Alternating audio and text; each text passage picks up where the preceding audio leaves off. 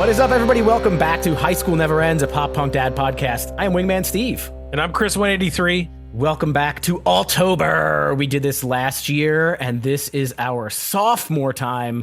We are going to take the month of October, and we're going to talk about all things alternative rock, alternative whatever. I don't even know if it has a definition. It doesn't matter. We're going into alternative stuff here, Chris. And I know that you're excited, right? I love it. This is some of my favorite music ever. And the fact that we get to come back to this once again in 2024 is awesome to me. And we get to talk about, 3 or 4 brand new, maybe more albums that we've never, ever talked about before on this show. Yeah, and I think the only time that we brought up the band we're talking about today is when we were talking to one of our 2 guests. And the band is the Goo Goo Dolls. And we're going to be talking about their 1995 record. Shit, if you told me it was their debut record, I would have believed it, but we'll get into that later. But this is not their debut record, but it was the record that kind of blew them up. It's called A Boy Named Goo, and we have a pretty all-star panel here for this evening, don't we? We sure do. We really, really came heavy this time. I'll tell you what, but I think it made sense. And first, I'll tell you why it made sense. Not that this other guest doesn't make sense, because he always makes sense. He is not only a member of one of my favorite bands, Houston Calls, Mr. Tom Kiger, but he's also a finalist in HSNE Jeopardy. Welcome once again. You guys know him and you love him. Tom Kiger, what's up? How are you? Oh, hey, Chris. Thanks for having me back, you guys. Always good to be here. Absolutely. For the conversation. We now have a lot of trivia questions for you. Go. No, just kidding. A lot of trivia is going to come from this episode, so pay attention. But the other guests that we brought on today, we felt this was the perfect fit for talking about the Goo Goo Dolls. And we've talked to this gentleman before. Ladies and gentlemen, welcome back to the show, Tony from the band Tired Radio. Tony, what's going on, man? What's up, boys? Happy to be here. Thanks for having me. A little upset that I wasn't invited to play in HSNE Jeopardy, but we'll get over that. You can throw your name in the hat for season 3. We are recruiting. We are currently recruiting. So if you want to play, and that's just not, talk because we're on here. If you really want to throw down, you tell us, we'll put your name in the ring. But we talked to Tony from Tired Radio a bunch of times, and I think the first time we ever talked to you, we asked you where your band name came from, and you said, sure as hell, it's the motherfucking Goo Goo Dolls. I can curse on this podcast if I recall correctly, right? No. You can. Tony would just close his computer right now if he couldn't curse. I'd be out of it. This wouldn't work. But yes, the Goo Goo Dolls, my probably one of my all-time favorite bands. So when you asked me to be a part of this, it was a no-brainer. It was the easiest yes I've ever said, and I'm happy to be here, dude. The Tired song keeps playing on the Tired Radio. This is perfect. It's actually a Tired song keeps playing on a Tired Radio, but Sorry, I hope that didn't hurt you. No, that's okay. So for Tom and Chris, well, for all of us, let's talk about what do you think of the Goo Goo Dolls? We're talking about a band that has some insane longevity. I could not believe that these guys have so many albums. Their first album came out in 1987. I was 4 years old. That is nuts. I had no clue because this one came out in 95. We all learned about them pretty much probably with the song name. So I'm curious if that's just me or if that's everybody. Tom, where did you find the Goo Goo Dolls? I first heard of them on the Angus soundtrack. So back in, I guess it was 95, probably. You ever seen that movie, Angus? I know that's a popular, not popular movie to have seen. It's a popular, not popular. It's got the greatest soundtrack out there. It's got that Green Day song JAR as the kickoff track. And I think that's the only place it was released for a long time until it came out on the super hits or whatever. But there's a ton of good punk bands that are on that album, that soundtrack. And that's where I first heard the Goo Goo Dolls. And I had no idea who they were. And I actually didn't know they were the Goo Goo Dolls when I heard that song. Ain't That Unusual. It's on this album too, which is really cool. But I first heard them there. Then obviously I was exposed to all the Name and Iris and those sorts of big hits. And yeah, to your point about the longevity, I had no idea what kind of roots they came from. It's so much cooler once you figure it out, once you learn about it. But yeah, Angus soundtrack did it for me. Chris, what's your Goo Goo Dolls history? I just learned about them probably about a week ago. I had no idea. Never heard of this who they band? were. That's funny. Is it Chris? Chris, are you being facetious? Is that we can't read you, man. Help us. I remember being in 1995, 96, and a buddy of mine like playing this album nonstop in his whatever car he had. It was a brown like Nissan Sentra, I think, but he would pop this CD in and we would listen to it, and it brings me back to that time for sure. And then moving forward into college, I had a friend that just was really into Goo Goo Dolls as well. At that point, a different friend, and would play the couple of the subsequent albums over and over and over again. So, man, if there's an album that makes me think about that time period, I mean, this is definitely up there. And I think this screams 1990s through and through. And so, maybe there wasn't one song in particular. It could have been Name. It could have been Long Way Down. I'm not sure. But, I just feel like I was immersed in the 90s music in that time period. And this was a part of that. Tony, you got to give your origin story with the Goos. I guess my first... the reason I named our band after the song Name is because I can so vividly remember being 9 years old, or maybe I was 8. I don't recall my exact age, but I was in the backseat of the car. My mom was driving and my grandma was up front with her. I don't know where we were going or coming from, but the song Name came on the radio, and it fucking hit me. I started crying. It was the first song I think that ever made me cry, and I don't know I don't know why. I don't know if at the time I related to something in it or whatnot, but it just hit me so vividly. And I remember begging my mom, like, I need this CD. And she bought it for me. And my grandfather, who we lived with at the time, he was an audiophile, and he had this great setup in the living room, and I popped the CD in, and then as soon as Long Way Down started, I was like, that was it. That my love for the Goo Goo Dolls, and quite possibly my love for rock and roll, began right there in that moment. I was just like, and from start to finish, that record just blew my mind. And yeah, the Goo Goo Dolls became a very important part of my life ever since. That's some pretty intense emotional wherewithal for an 8 or 9 year old. I gotta give it to you. I think I've already been I've always been an emotional little fuck. I love that though. I love bands that are named after a lyric in a song from like a tribute. I wish we had a list, like an exhaustive list of all bands that were named after songs. Well, it's funny because I mean, still to this day, at least once a week, I get a message from someone. I just heard the Goo Goo Dolls song and I put it together. Is Tired Radio named after that song? And every week I'm like, yeah.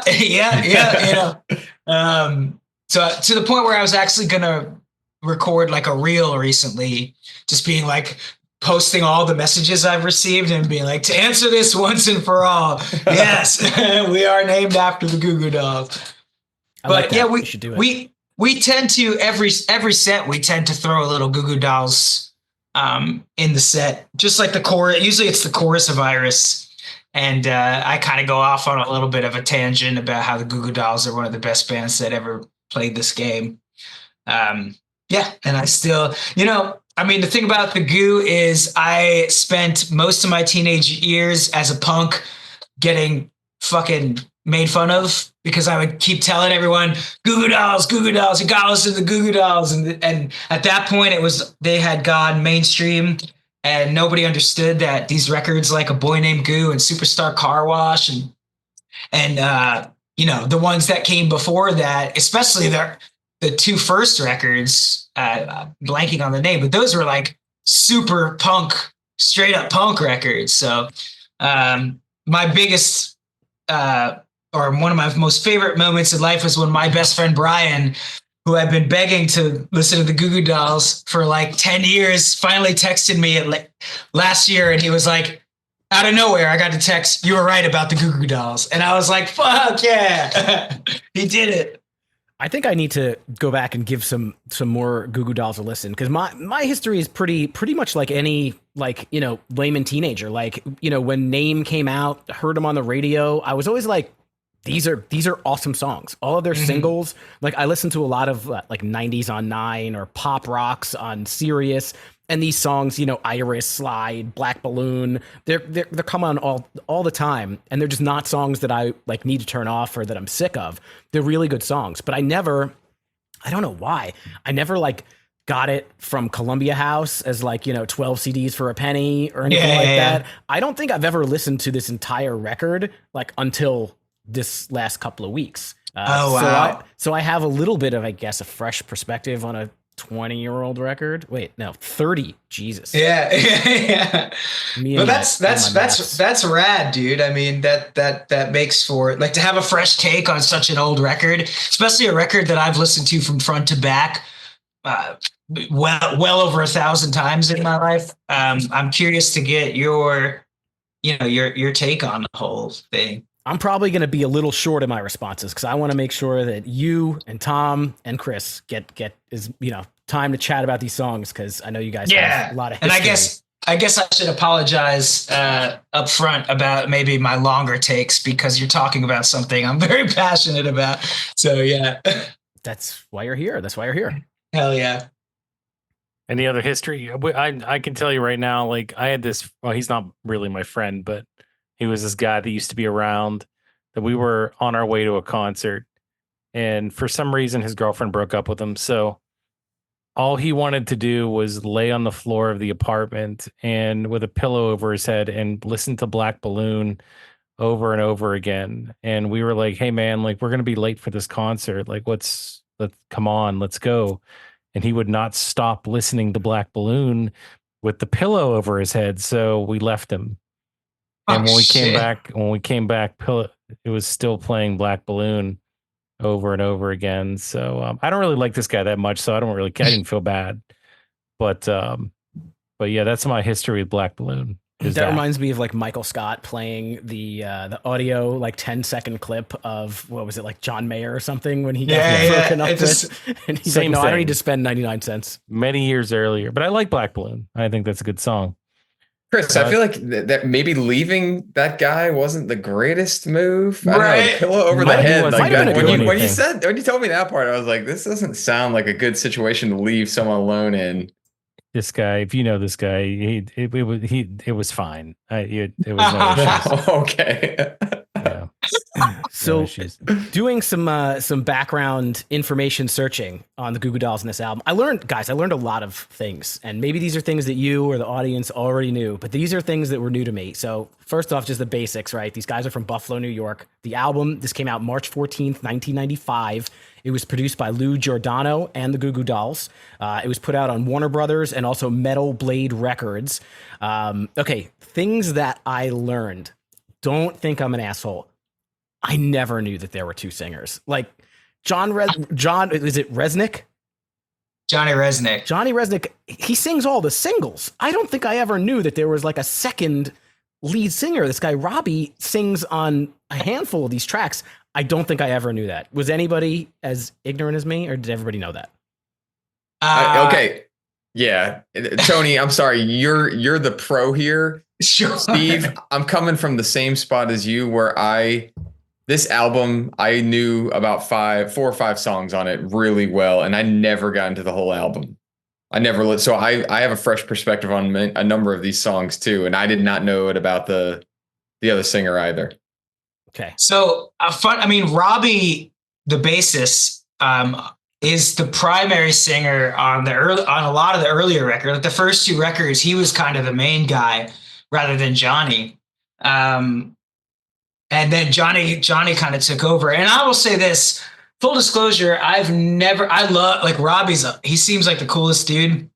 On this record, I would always skip the Robbie songs up until maybe 2021. At some point during the pandemic, I was listening to the record and Robbie's songs finally clicked with me. And now I love them. But really, for the majority of the time I've been listening to the Goo Goo Dolls, I've always skipped Robbie's songs. They just never did it for me. But yeah.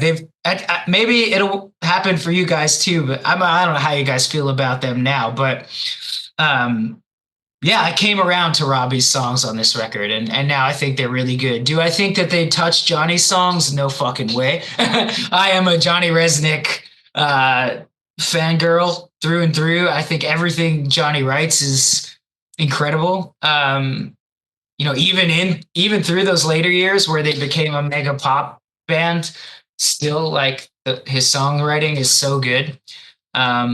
But yeah. Robbie sings probably about half of this record. Why do you think they went with Johnny Resnick as the lead singer moving forward after this? He rocks. I think because he fucking rock. I hope Robbie never listens to this, but Johnny's also like conventionally very attractive, and Robbie kind of looks like a troll. And like these major labels are kind of looking for, sex sells, baby. So Johnny, he had that. He had a more palatable voice than Robbie did. They both had their raspy thing, but Robbie's was definitely more punk, and Johnny's, he could sing these pop songs really well. And I think Johnny's just he's a pop songwriter. All of his songs are pop hits. And, Robbie, even when you listen to this record, you can hear like he's just more of a down ass punk dude. Punk, yeah. Because that's where they started. I mean, they were just punk dudes. I mean, I love going on YouTube and watching some videos of them playing in the late 80s, and just like it was just a basement full of kids throwing beers around, and just like it was just a thrashing punk show. And then you go and fast forward to watching them, post Iris, and it's a whole different world. But I think I've said this on your podcast on the last time we were talking. Maybe it was a different one, but the video of them playing Iris in Buffalo in the rain is one of the greatest videos on YouTube. If you've never seen it, and if anyone who's listening has never seen it, I think if you just type in Goo Goo Dolls Iris Live, it's the first video that comes up. But it's so incredible. It's just so emotional, and it's if you've never seen it, you have to see it. It's one of my favorite videos in the world. Nice. Do you think there's an opportunity to throw your beer during Iris? Well, I mean, as a punk myself, I'm always down to throw my beer, no matter what's going on. I don't care if I'm at a fucking Kenny G concert. Mm-hmm. I'm throwing my beer if I want. So another thing I learned was, I touched on it before, is that not these guys are old, but that they were around so much longer than I had any idea. So first album came out in 87, and then this was their fifth album, A Boy Named Goo, in 1995. So they've just been around for so much longer than I knew. And I knew they were still making music, but I mean, since 2010, they've got like 6 or 7 records that have come out. So they're still going strong. So I never realized the longevity. I also found something interesting, that Walmart they stopped selling this album because they thought that the boy on the cover is, I guess, drenched in like blackberries, and he's got them around his mouth and face, and they thought it looked like blood, or someone complained to Walmart that they thought the boy was covered in blood, and Walmart stopped selling this album, which is kind of crazy. I didn't even know Walmart was really a thing in 95. I guess it was. Yeah, I mean, I think Johnny's response to that whole controversy was perfect. He was basically like, he's covered in jam. The fucking record's called A Boy Named Goo. I mean, he's covered in goo. I mean, and he's hardly covered. You know, it's a little bit on his face, but yeah, it looks like he was eating a peanut butter and jelly sandwich or something. I don't know why, why someone got all up in arms about it, but Even if even if he had some blood on his mouth, what it was he had a bloody nose? Like, what's the big yeah, deal? yeah, who cares? Yeah, it Yeah, happens, fine. right? It just happens sometimes. And Yeah. Steve, yeah, these guys are getting up there. I mean, I think Johnny Resnick's like 58, maybe 59, and the other guys might be 60. Is that correct? yeah. Yeah, they've got to be. I don't know if you've seen recent pictures of Johnny, but dude he's had way too much plastic surgery, and he's Johnny, dude. If you're listening, I love you. Chill out, man. You know, He won't stop. He doesn't care what you think. Just age, brother. It's okay, man. No, he doesn't want to. Actually, he's like dressed exactly the same as he always dresses, just with like an older guy face. That's it. Sure. So, yeah. there you go. Keeping it Steve, going. Yeah. Do you think it's like the two singer thing that you mentioned before? I'm going back to that because when I was listening to this, I was thinking that same thing. You two always have a discussion about like Tom, Mark. Like I'm thinking Blink-182. Like, are we going to have that discussion at the end? Are we going to be able to kind of lay out our preferences? Because I started thinking about all the bands that have two lead singers once I started listening to this, and I was like, dang, this is it's like an Alkaline Trio, like a Lawrence Arms, like those types of bands. Yeah. Well, and I thought Blink-182 at the top.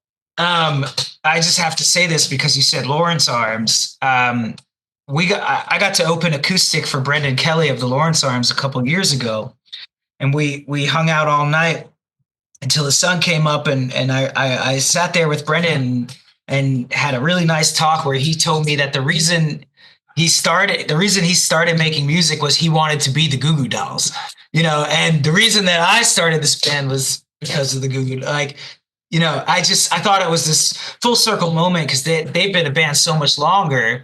But his favorite, I remember him saying that they were just trying to make the record "Hold Me Up," which is the record 2 records before Boy Named Goo, and I was trying to make records like Boy Named Goo, but we both were making records to try to be the Goo Goo Dolls. And now, like, if you listen to Brendan sing, I mean, he sounds a lot like he's trying to be Robbie, which he admitted. He said he got that style of singing because he was trying to emulate Robbie from the Goo Goo Dolls. And I just found that so awesome.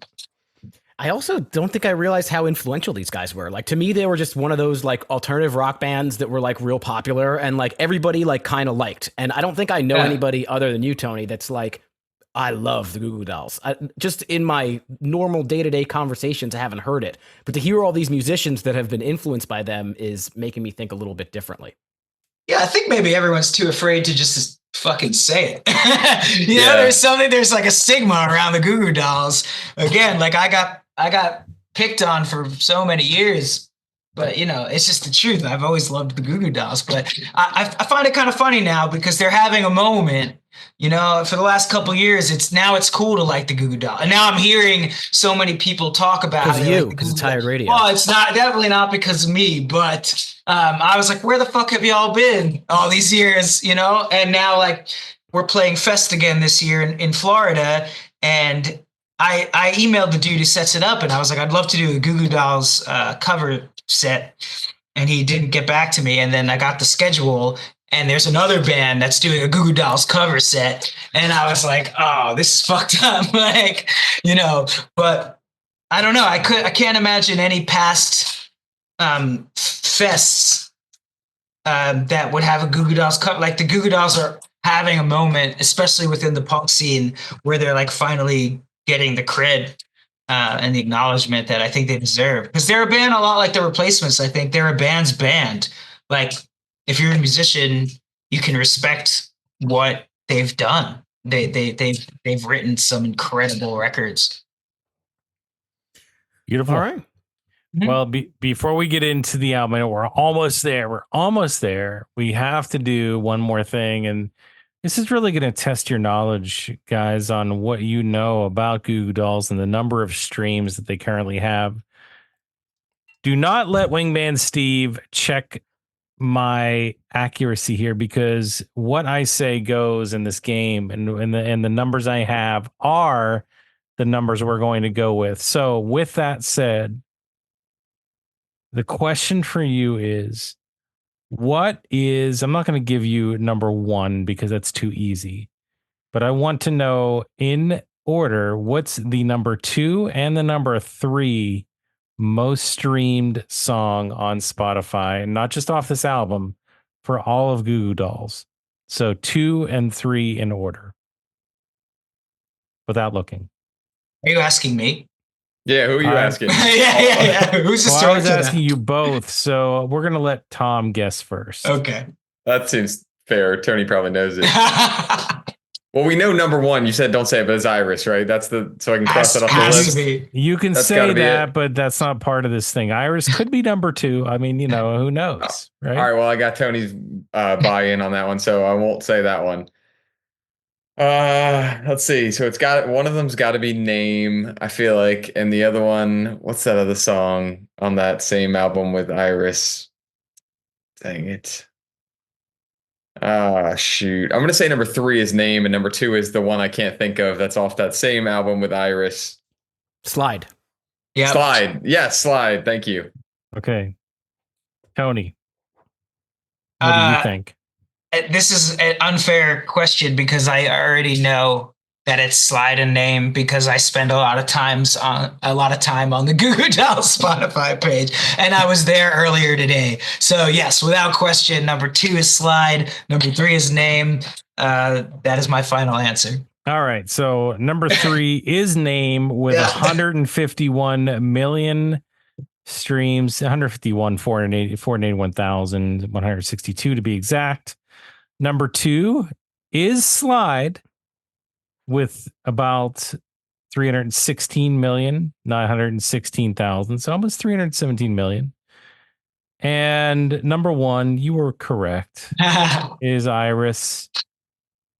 Guys, where do you think the streams are for Iris? Do you think it is more or less than 700 million?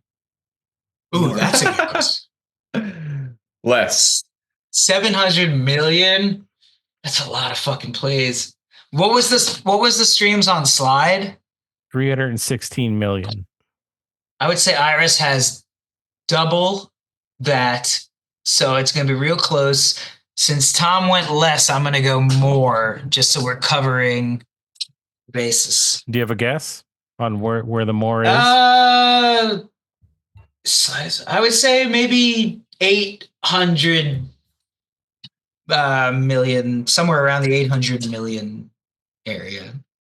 Okay, well, unfortunately, you guys do not appreciate the power of what Nicolas Cage can bring to a song and to the movie that it's tied to, because Iris actually has 1,883,625,077 streams. Wow. That is a lot of streams. That's the new benchmark now, right? When you reach 1 billion, it's kind of like the platinum status. Is that what it is these days?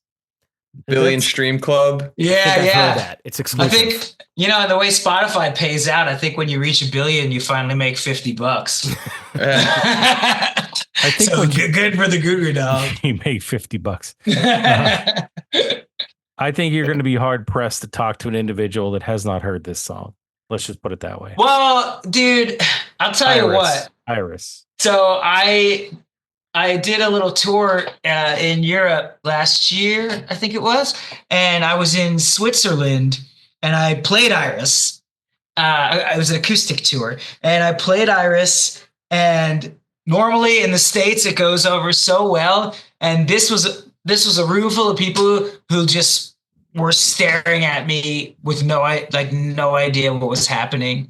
And I had this exact conversation with my friends where I was like, I thought this song was just like a super smash mega hit worldwide, but I don't know that it really was as big of a hit as it was, here.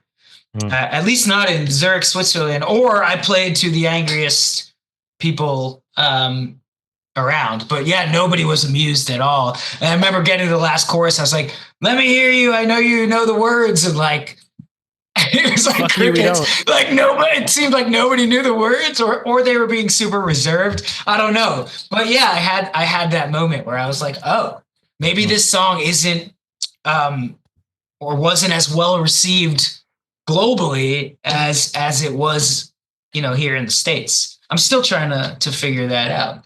1 billion people would disagree. Yeah. I guess it's just a tough crowd. It's one of those crowds where I was just expecting tomatoes to start fucking launching at me. Yeah. I'm glad you Hopefully they survived. didn't. Yeah. I did survive. I'm alive. All right. Anything else before we get into the record? We go track by track. It did get to 27 on the Billboard 200. It sold over 2 million copies, so it's what they call double platinum. And oh yeah, they kicked out the drummer right before it was released. So there were a couple of tracks that were scrapped and replaced with covers. I don't know if we're going to talk about them or not. We can decide that later. But those are the basics. We want to get into this. Anything else, Chris? Let's go. All right. You want to kick it off? Long way down. There are 5 singles on this record, too. 5 singles. Yeah, I do want to kick it off. I'll tell you what, like, I thought that this was an amazing track to start this album off. I pretty much love everything about this song. I love the verse. I love that 3-chord riff downwards. Dun, dun, dun. But I really like that the way that he delivers that verse. The first line is kind of even. The second line kind of ascends upwards. And then you have the answer to that kind of is that 3-chord riff downwards. And I just think that sounds so good. And the melody on the song is just immediately just one of the catchiest things you can listen to. The song's just hard enough for my taste too. So, some hard driving guitar, an amazing melody, awesome hook. And, you mix in that nostalgia, or that feel of being in the midst of the mid 90s, 1995, wearing my oversized t-shirt and whatever else I wore. I mean, man, I don't think I could ask for more with this song. I love every minute of it. I could listen to this nonstop and never get tired of this track. What do you guys think? Totally on board. Totally. Yeah. I mean, you nailed it, Chris. The kickoff track is so important to set the tone. I think we can probably all agree we're glad they picked the Johnny song to start the album. That was the right move.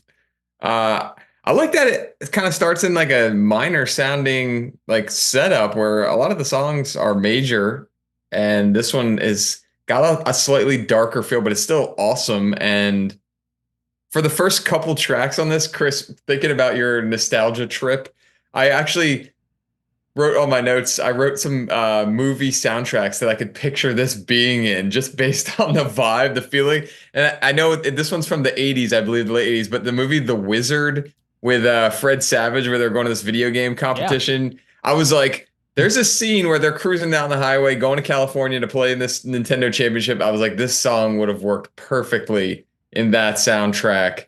Or like cruising on a Harley through Missouri, going to like the Double Deuce for Roadhouse or something like that. That Patrick Swayze movie, Roadhouse, not the new one. Oh yeah.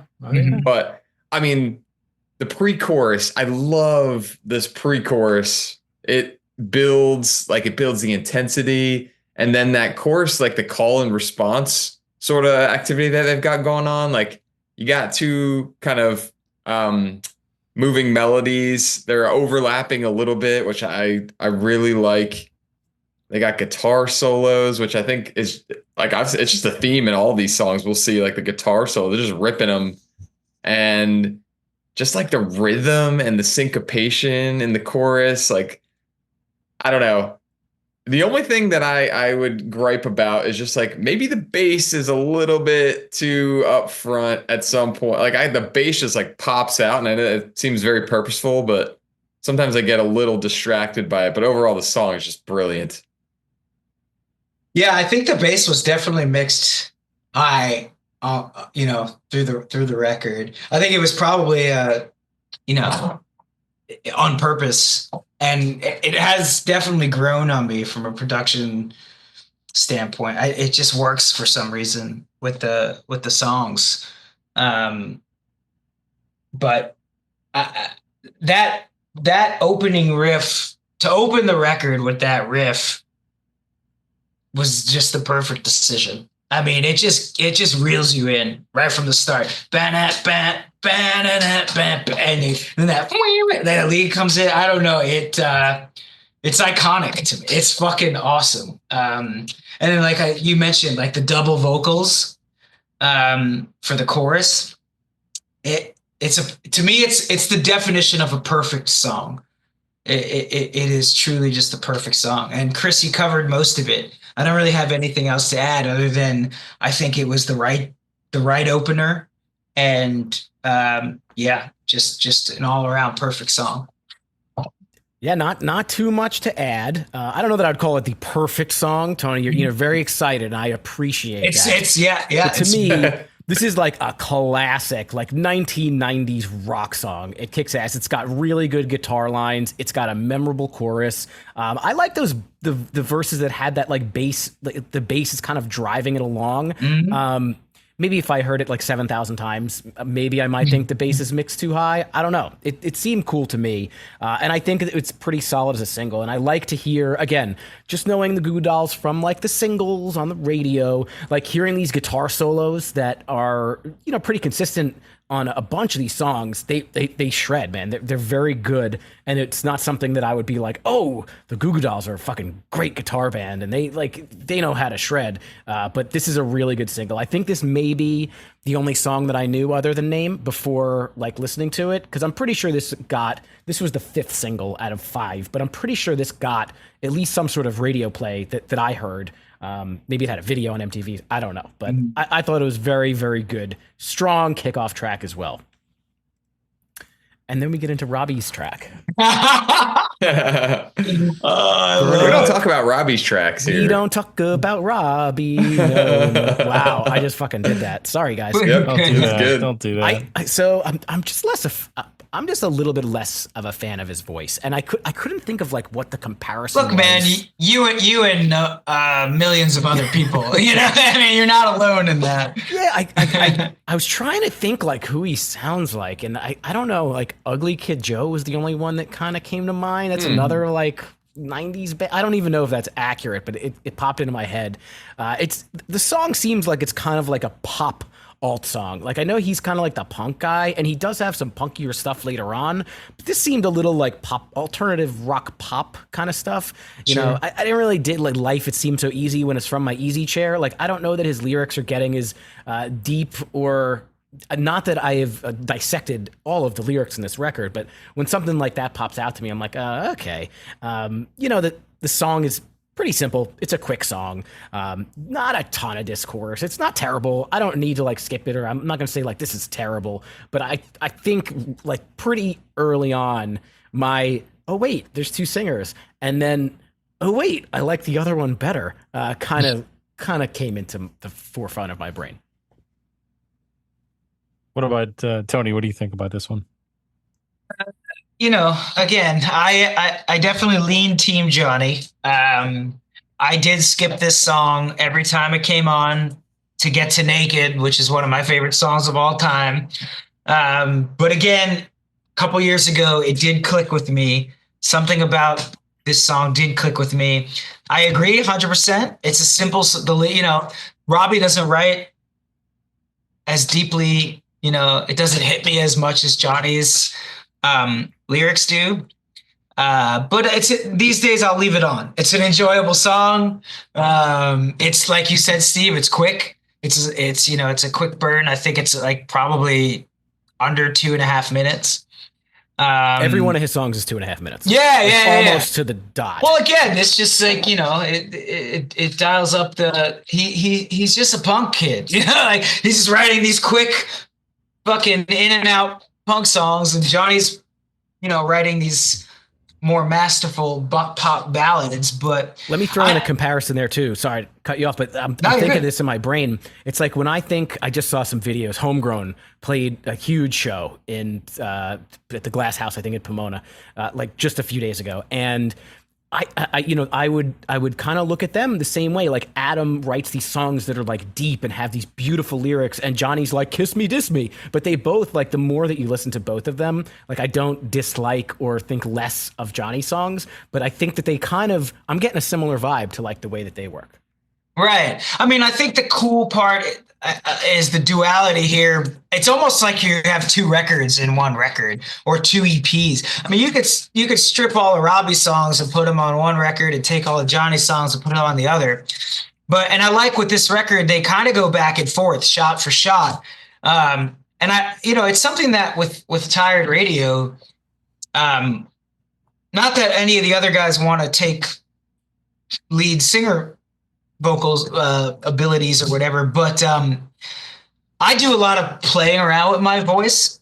Sometimes it's clean, sometimes it's raspy, sometimes I do this, that, the other thing. So with our next record, not the one that we've already recorded, but the one that's going to be coming out after that, I've been toying around a lot with the idea of really just like me being one vocalist but doing two different sounds, because I have the ability to do that. And that's kind of an homage to this, or a Lawrence Arms record, where I love a record that has two very distinct different songwriters and different vocalists, because it just makes for an interesting listen.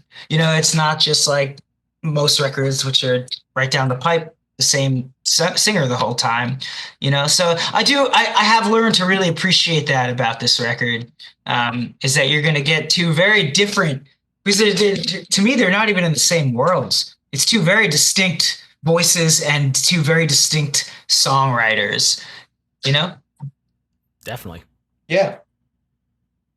I wonder if the fact that it seems like a consensus that the Johnny songs are better here. Like, does having Robbie's songs on there make those stand out more on this album? Like, I know they could stand alone and be fine, but like, are they that much better because you're like, oh, I made it through this one. Now I got this gem coming up after this. It could be, I don't know. But for this song, okay, so Steve, you were trying to think of a voice he sounded like, and I was thinking the same thing the whole time I was listening to this, and I had to go back and listen to a couple tracks, but I came up with Cheap Trick and the song Surrender, and I was like, his voice kind of sounds like that. Yeah. Dude, so yes. I think you might, if you listen, especially the song Surrender, like, I think y'all know that song, but that sounded like where he got a lot of influence, or at least what he's trying to sound like. And so I like his voice. I like Johnny's a lot better, but this song, so in true spirit of my soundtracks, Empire Records is where I hear this song being a hit on. So I got it only on the first four, Chris. So you can't get me past number 4 on this album. No, you got to keep this going the whole time. You want to come some quick notes while we're talking. I like it. But okay, so a couple parts that stand out to me on this song. I like when he screams and you hurt me. There's a part where he kind of like yells a little bit. That was cool. The thing about the guitar solo, Steve, that you were talking about, I like that they're not too flashy. They got a lot of good melody, and that's why I usually get bored with guitar solos. I know that sounds kind of weird, but I don't want like a really wild shredding guitar solo in most songs. I like when they've got a good melody, and they hold something and keep me interested. And I think a lot of their solos do that. Yeah. And then I think this is the best Robbie song on the album. That's my vote. There's what's with the weird clips at the end? There's like weird stuff going on at the very end of this song. I just had notes like weird sound clips at end, and it didn't really bleed into anything on the next song. I was like, I don't know what that is, but maybe they're just doing something fun. But that's my take on this track. I think Tony said it right when you think about, the way that this song sounds versus what a lot of us and maybe a lot of people that didn't go back this far and listen to Goo Goo Dolls, it almost seems like a different band or a different sound completely. And I really enjoyed that when listening to this album back in the day and also now, because it gives just it really gives the album a diversity in terms of sound that you don't get in a lot of other albums. And the variety that this provides to me makes it interesting. So I'm all about it. I love what Robbie brings to the table. I do think this is one of his better songs on the album for sure. and I get like a 80s pop metal, pop rock vibe from his voice. So I'm closer to that Cheap Trick than anything else. So I agree with that a ton, Tom, with how it sounds.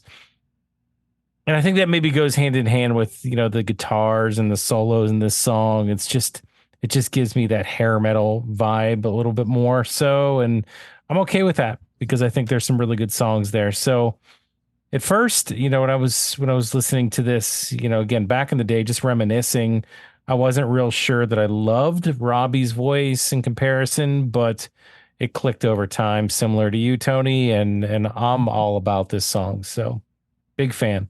I like what Tom said about maybe putting the Robbie songs before the Johnny songs as kind of a fluffer. You know, it makes the Johnny songs hit harder because I think it really does. You know, you hear an okay song and then Johnny comes on with this fucking, you know, it just made this masterpiece. It makes it hit even harder. Why don't you go into Naked? Naked, what Tony is most of the time he's not on stage.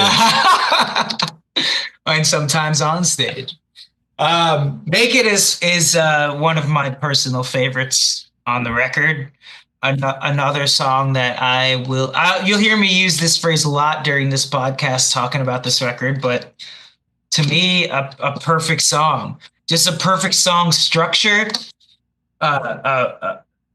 perfect verses, perfect chorus, a perfect guitar solo.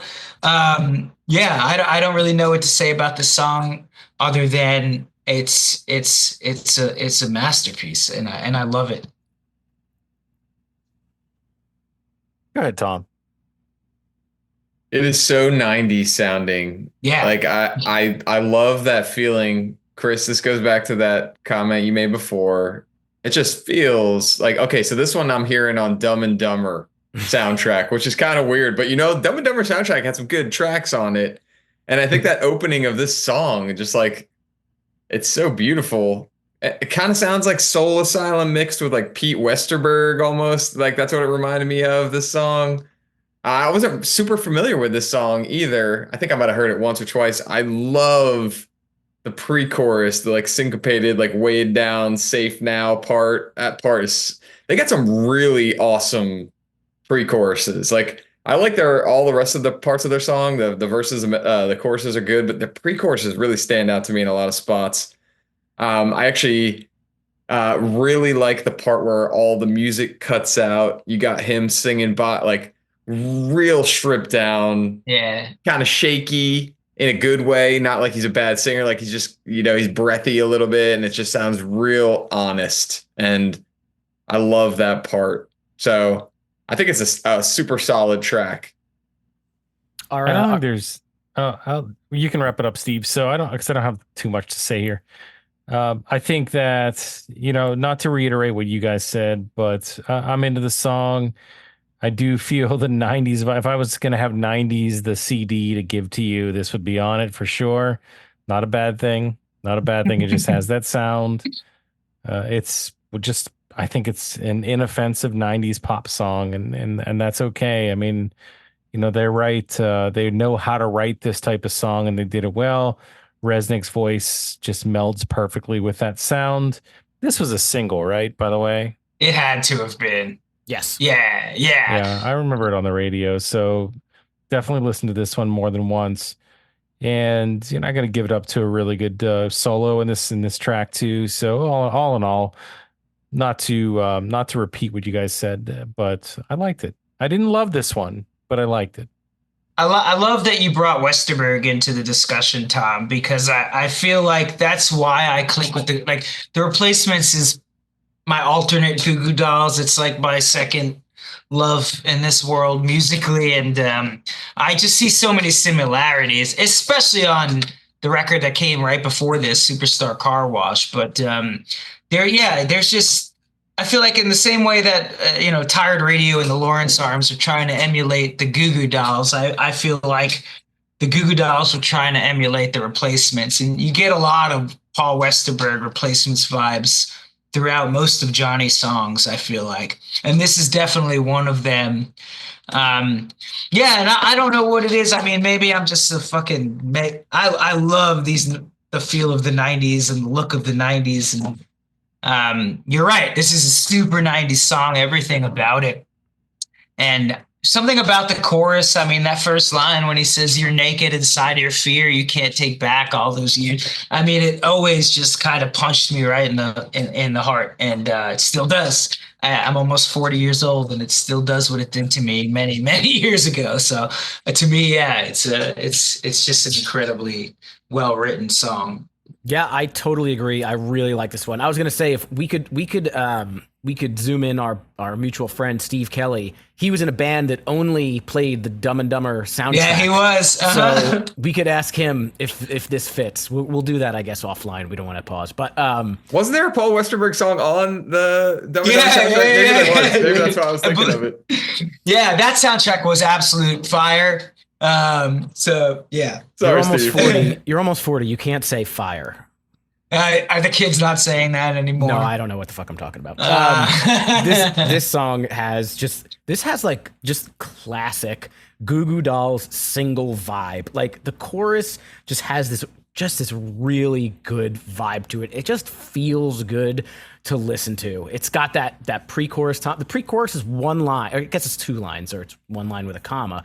But then right into that, and I don't know, you just kind of want to, like, as somebody who doesn't play guitar, just like fucking strum play air guitar along this one. It just makes you feel good. I like there's this like instrumental bridge into that vocal only section, Tom, that you talked about, but then it's got that they do this move where the song totally stops, full 100% stop, and then boom into that final chorus. I thought it was super enjoyable. I was there for this one. You know, number 3, right? In the 90s, like the record companies, they have you put your strong song at number 3, and you know, this one, obviously Name was the biggest single, but this is at that number 3 spot, so they must have thought pretty highly of it. Yeah. Have you played air guitar to this song, Steve? I was just doing it right now. I was singing in my head. Naked inside. That looks like something worse than it is, but it's air guitar. Yeah. What's going on? Sorry. Well, go ahead and tell us about a flat top here.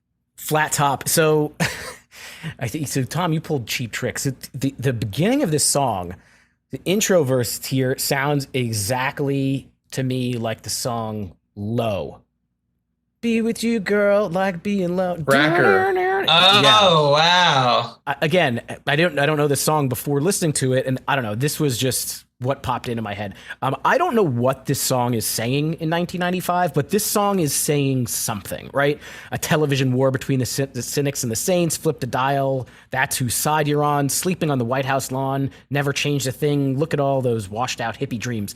Again, I can't follow. Maybe Tony, maybe you know. I don't know what he's saying, but military based. This could be some sort of I don't know, some sort of thing against something going on in government. It could be something that they're talking about in terms of like the society and watching too much television. I'm not exactly sure. I think that this song is just like easy to listen to. John's voice it's very soothing, and I felt that in this one. Rhyming fear with fear, I maybe would pick a different word. I found that popped me in my ears. But overall, I found this one pretty easy. Yeah, man. I've always taken this song as, you know, just a song against, you know, the media and the news and all the fear mongering headlines. And, you know, I know Resnick has mentioned, like, in interviews that he's, you know, protests never really fucking do anything, and you can't really escape the news and all. And, you know, I think the song's about just like ignoring all that, or, you know, trying to ignore all of the bullshit that the media spews on you day after day. And it's funny because it lines up with today as well. You know, nothing's really changed. So yeah, I think it's a good song. It's, certainly not, you know, my favorite on the record, but it's it's a good song. Laptop intervention, though. Does anybody know? Laptop intervention? Is that he doesn't say flat top? Is it laptop? No, he says flat top intervention. I wish he said were there laptops in 1995? Did we have laptops then? They might have just been starting to come out. I certainly didn't have one. Yeah, I had to like beg my parents. I was like the last fucking kid to get a computer and get on America Online.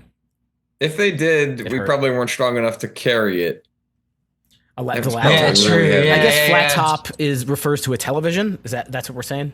That's what I always took it as, or the haircut from the military. You know, you get a but yeah, I mean, you know, I don't know. I'm always more of a song that's more of a fan of songs that are less political and more emotional. So this one never really like hit me the way a lot of the other ones do. So I don't have much to say about it, but I do think it's a fine song. I mean, I do like some of those lines Steve, you had mentioned a television war between the cynics and the saints. You know, whenever he said that, I've always really liked that line. And I always really liked sleeping on the White House lawn. Ain't never changed a thing. Just look at all these washed out hippie dreams. Whenever he says that, I think that's always a nice line. But yeah. Yeah. Oh, another line I just thought of. A visionary coward says that anger can be power as long as there's a victim on TV. I think that shit hits hard, you know? So I think the song it's a good song for what it's trying to be. But again, it's not one that ever really it's not one of my personal favorites. So I'm going to pipe down and let you guys speak. All good. No, I think it probably could be laptop intervention. Maybe Johnny Resnick was able to get his hands on a laptop in 1995. And the intervention is that he had so many desktop computers that failed that the intervention was actually getting himself a laptop where he was able to use it, and it was just more convenient for him. So that's what this song's about. Yeah, I mean, he says in the second line, bringing home the new invention, and maybe the new invention is the laptop. That's it. You got to be put in too much brain power for this. Yeah, dude. Listen, Tony, you're so excited about that. You never even thought of it this way, and this opened up your mind to a whole different world right now. You know that like meme or whatever, that GIF of like the dude who's just seeing numbers and shit. Like, you know, that's what's happening right now. As I'm kind of putting it all together. I think you're more the meme of Charlie from Always Sunny with the push pins on the board. Oh yeah. I love that one. That's a good one too. But I dig this song. I really do, guys. Anybody else that didn't get to give a take on this one? I think it's all been said. I'll give you a quick take, very fast. It sounded like, you know, you said Cracker, the song Low. I also heard this band called Buffalo Tom. It sounded kind of like that. It was just like an older band. And my last soundtrack here is This Belongs on My So-Called Life, the TV show soundtrack. This fits perfectly on there. I think this is the first song, and I don't know, you guys have to correct me, Tony, maybe you especially. The first time I heard an acoustic guitar come in, it was like over the verse. There was electric and there was an acoustic intro, or like a doubled guitar. And I was like, I finally hear a little bit of acoustic, because I knew Name was coming, but I hadn't heard any sort of like softer side to them. And I thought it kind of teased at it in there. Maybe it didn't, but there was a melody in the song that sounds a lot like the melody in Name. I don't know if y'all heard that, but I kept hearing a melody. I was like, I recognize that melody. Why do I recognize that? Oh, it's showing up in a song 2 tracks later. Go back and listen. I think it's kind of like the pre-chorus. It's not spot on to Name, but it's very reminiscent, which makes a lot of sense. As you're a songwriter, you're kicking around ideas. He probably like had this awesome idea, and maybe maybe he realized that it sounded a little too close, and he changed a couple of the tail end of it. You can kind of hear it. It alters, or it strays from the Name melody at the end of it. So go back, listen to that, and then I don't know. The chorus just ruined it for me. I didn't like the chorus in this song. Yeah. I mean, first off, I can't wait to wrap this up here so I could listen to this one and then Name. Because that's interesting. I've never put that together. But yeah, I'm excited to dive into that. But I also agree with you. You know, I think the chorus is weak. in this one. It's one of their weaker ones. I mean, I don't mind the verses as much. The chorus is weak. Oddly enough, I'll tell you, it somehow gets stuck in my head. Even being weak, like I will find myself some days waking up with like, it's falling all around. And I'm like, why the fuck is this one in my head? I don't even like this song. But when it's snowing. Yeah. No, that's interesting though. I kind of want to I like want to hang up and go listen to this one and name now. I'm excited to dive into. Well, you got to wait till we're done. I don't want it. I'll see you later. Thanks for having me. Tony just dropped off. He'll be back at his convenience. Mm-hmm. All right. In personality, so we got another Robbie song. Tom, why don't you kick the, and you know what? You got to come up with a soundtrack somehow. I'm so excited. I like this concept so much. I would like to hear more. I don't have one for this. I don't have a lot of notes on this song. Like, what's with that line? When I've heard that line, Steve, you said this before, like some of his lyrics, you know, nothing is really offensive in anything, but there's always this line that I pick out that like jumps at me. Like, I just really don't like that line. When he sings about, I was 3 feet tall, I love the mall. I'm like, what the? Like, dude, and that's the first line. Yeah, exactly. Like, you lost me, dude. Like, I'm not in the song. I'm already just like checked out. I couldn't agree more. It just sounds so juvenile. Like, it just, like, how did you come up with this? So I was turned off immediately.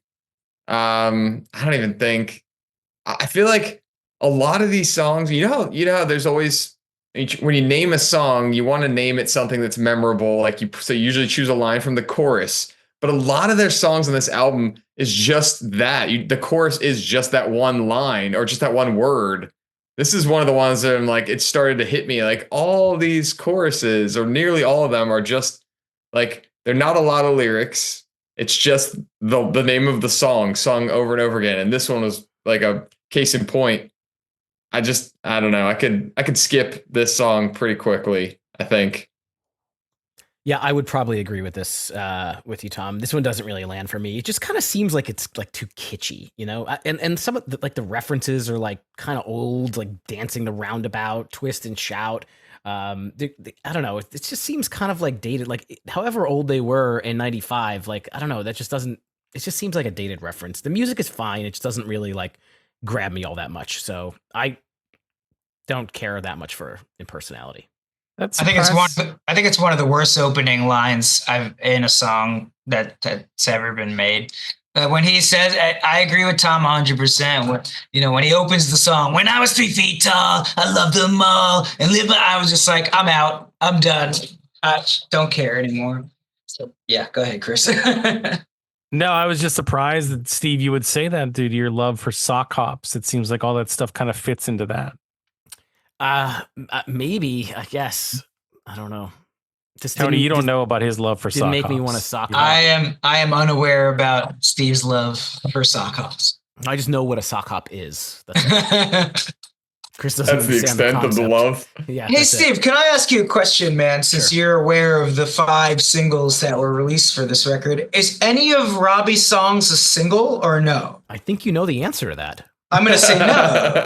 Yeah. And if you look at the Spotify streams, going back to Chris's game, if you look at the Spotify streams on this record, everybody's fucking skipping his songs. Like, they're significantly lower. Like everything, all of his songs are like under like 500,000 or less. And the other ones are like a million. I mean, Name has, he said, 151 million, but like this one has 570,000 compared to the song before, Flat Top. Not a huge song for them. It was technically a single, but that one has 2.1 million. So, I mean, it's at the very least, I admire their friendship and Johnny's, love for Robbie and the band, because I have to imagine that, once they started getting big, that the labels are like, Robbie can't write songs anymore. Well, the label was saying something because they didn't release one of his songs. Yeah, exactly. Maybe that's that sex appeal. Maybe it's just songs themselves. I don't know, but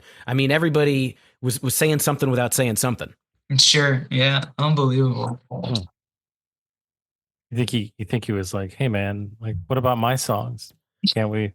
I mean, I have to imagine he felt some type of way. It was like that hurt. That seems pretty painful. Yeah, he but was on the other hand, songs when the Johnny songs started blowing the fuck up the way they did, the checks started rolling in. So well, once the maybe money that starts would, coming in, it's like, yeah, Johnny, go ahead and you do you, but But I also think like you get to songs like Iris and songs that were heavily marketed to the mass population. When people come back and listen to this album, they probably do skip over Robbie stuff because they don't know that, they just want to hear Johnny Resnick. That's all. So they just skip totally. So that's probably why, another reason why they don't get the streams that you're seeing for Johnny's songs, because people just don't want to listen to anybody but him, because that's what they identify Goo Goo Dolls with. But that's okay. I mean, whatever works, whatever pays the bills. So I don't have much of a take on impersonality other than what you guys said. I'm with you. Like, not my favorite song. I'm maybe not as against it as you guys are. I'm maybe a little bit more into Robbie than you guys are as a whole. I kind of surprised, Tony, that this is a skip for you. I thought this would be one you'd be into, but ultimately, again, I could see maybe on the other side where it would, because you're such a big fan of the next song, and that's probably a great segue and somewhere where you can. I know you've been chomping at the bit. Why don't you kick us off on this little known track by the name of Name? I've never heard it, so I don't really know what to say here. Yeah, there's a bunch of guitars and acoustics and stuff. I mean, what a song.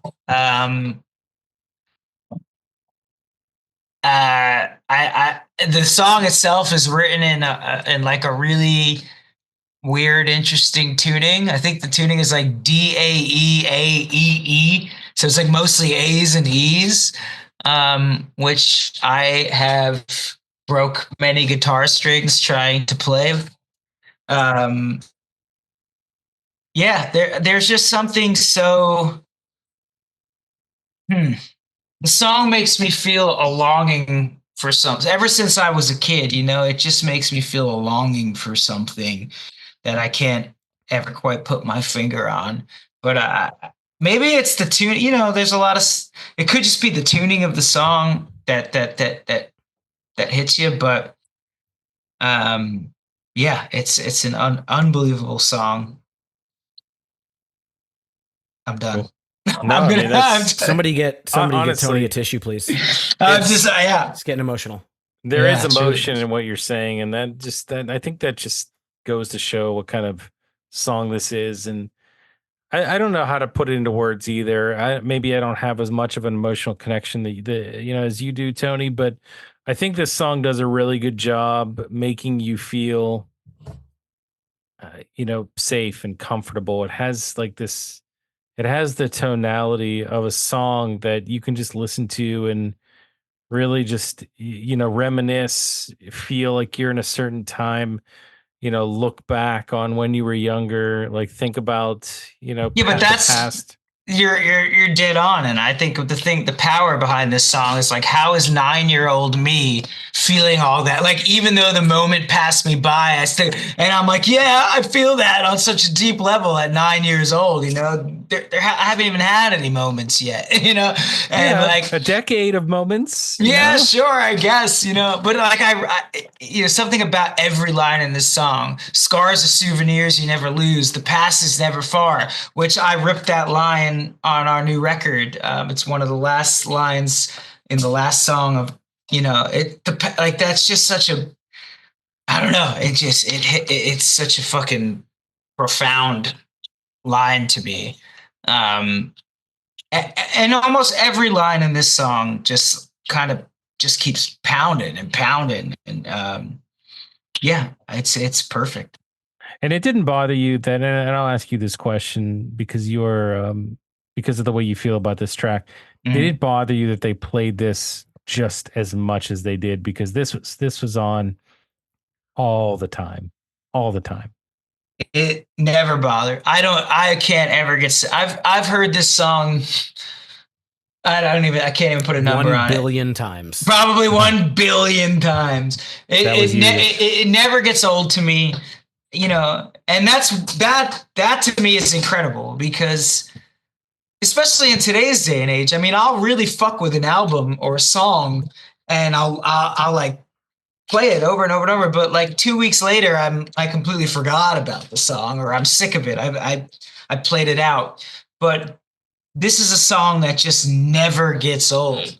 I can listen to it. It's a desert island song, as they'll say. Like I'll continue listening it until my time expires here, and I'll never tire of it. Like it's so good, and it still makes me feel just as deeply as it did, 20 something years ago when I first heard it. So.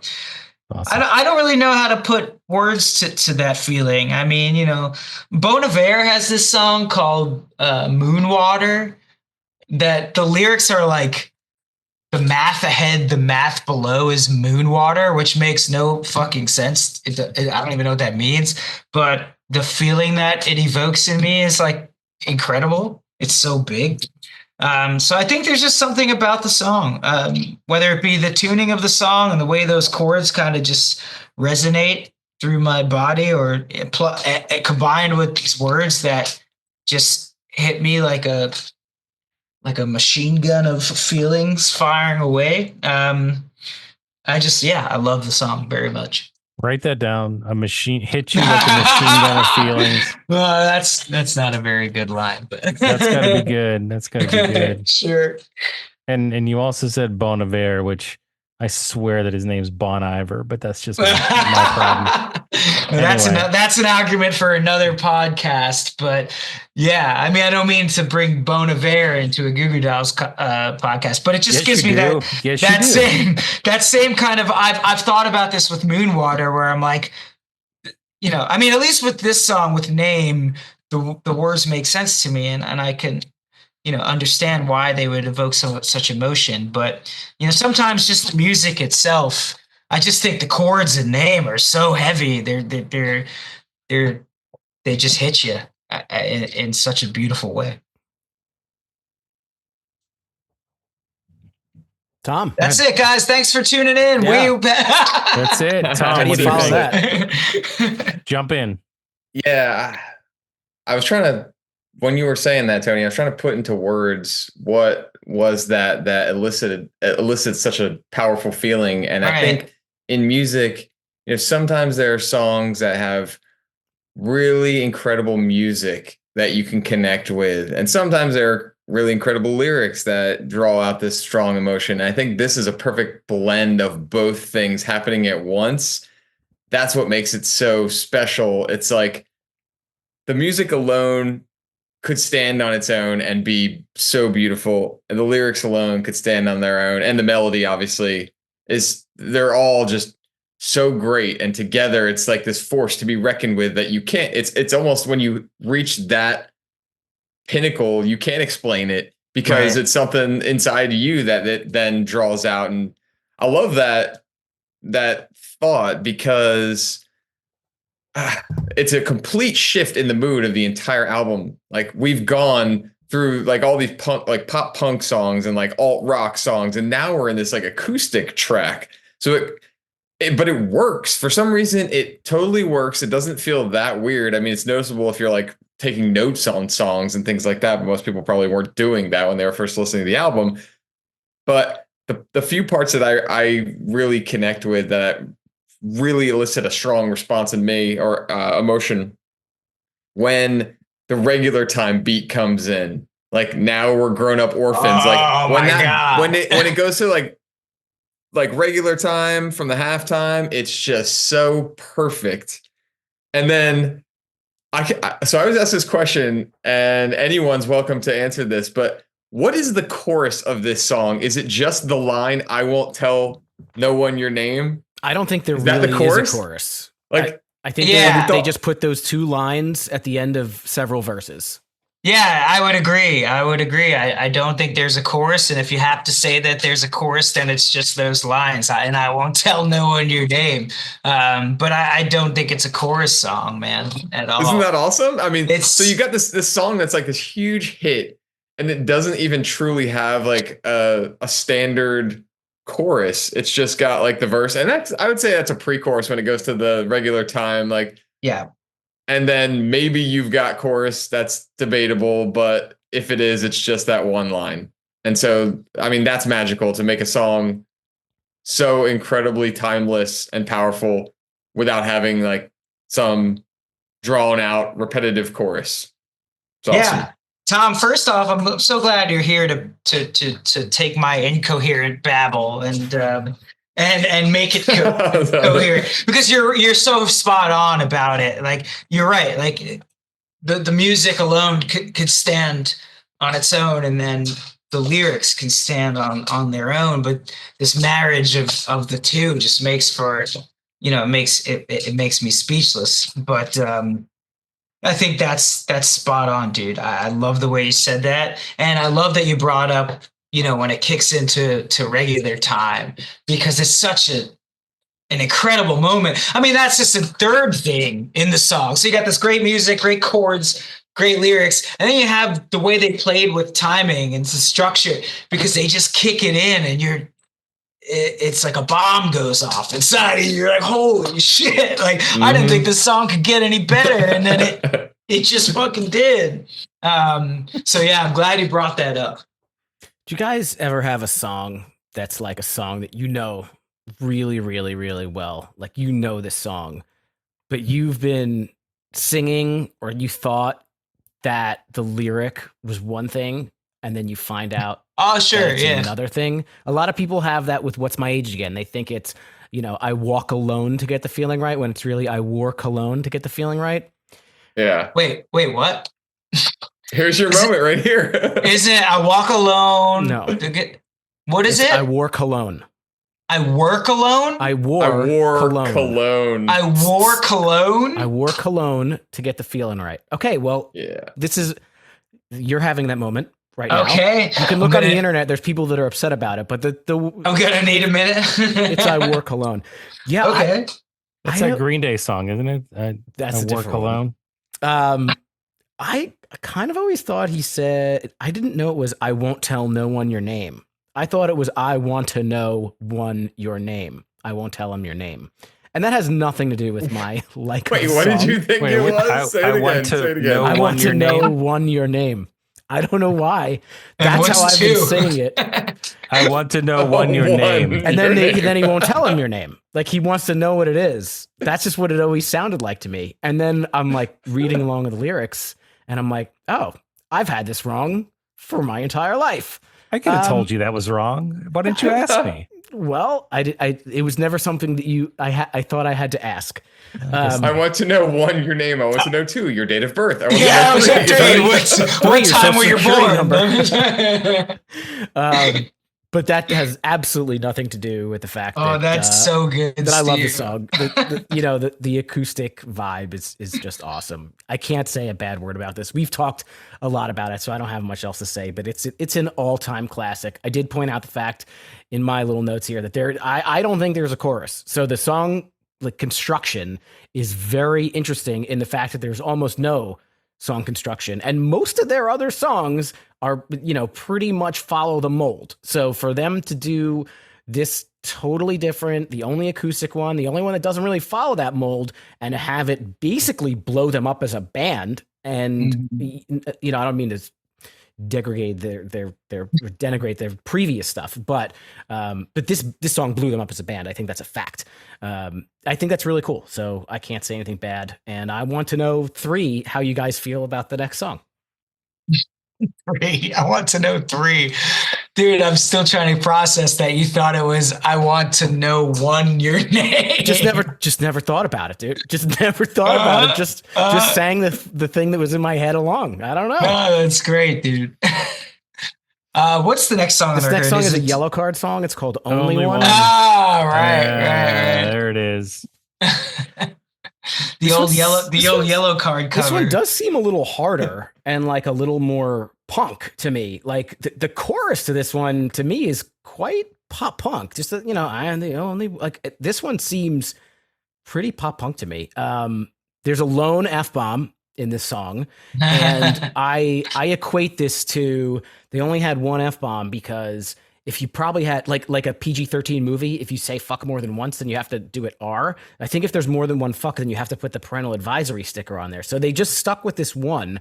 There's this like slow down kind of finger snapping section. I thought this one was like a little strange, but I kind of dug it.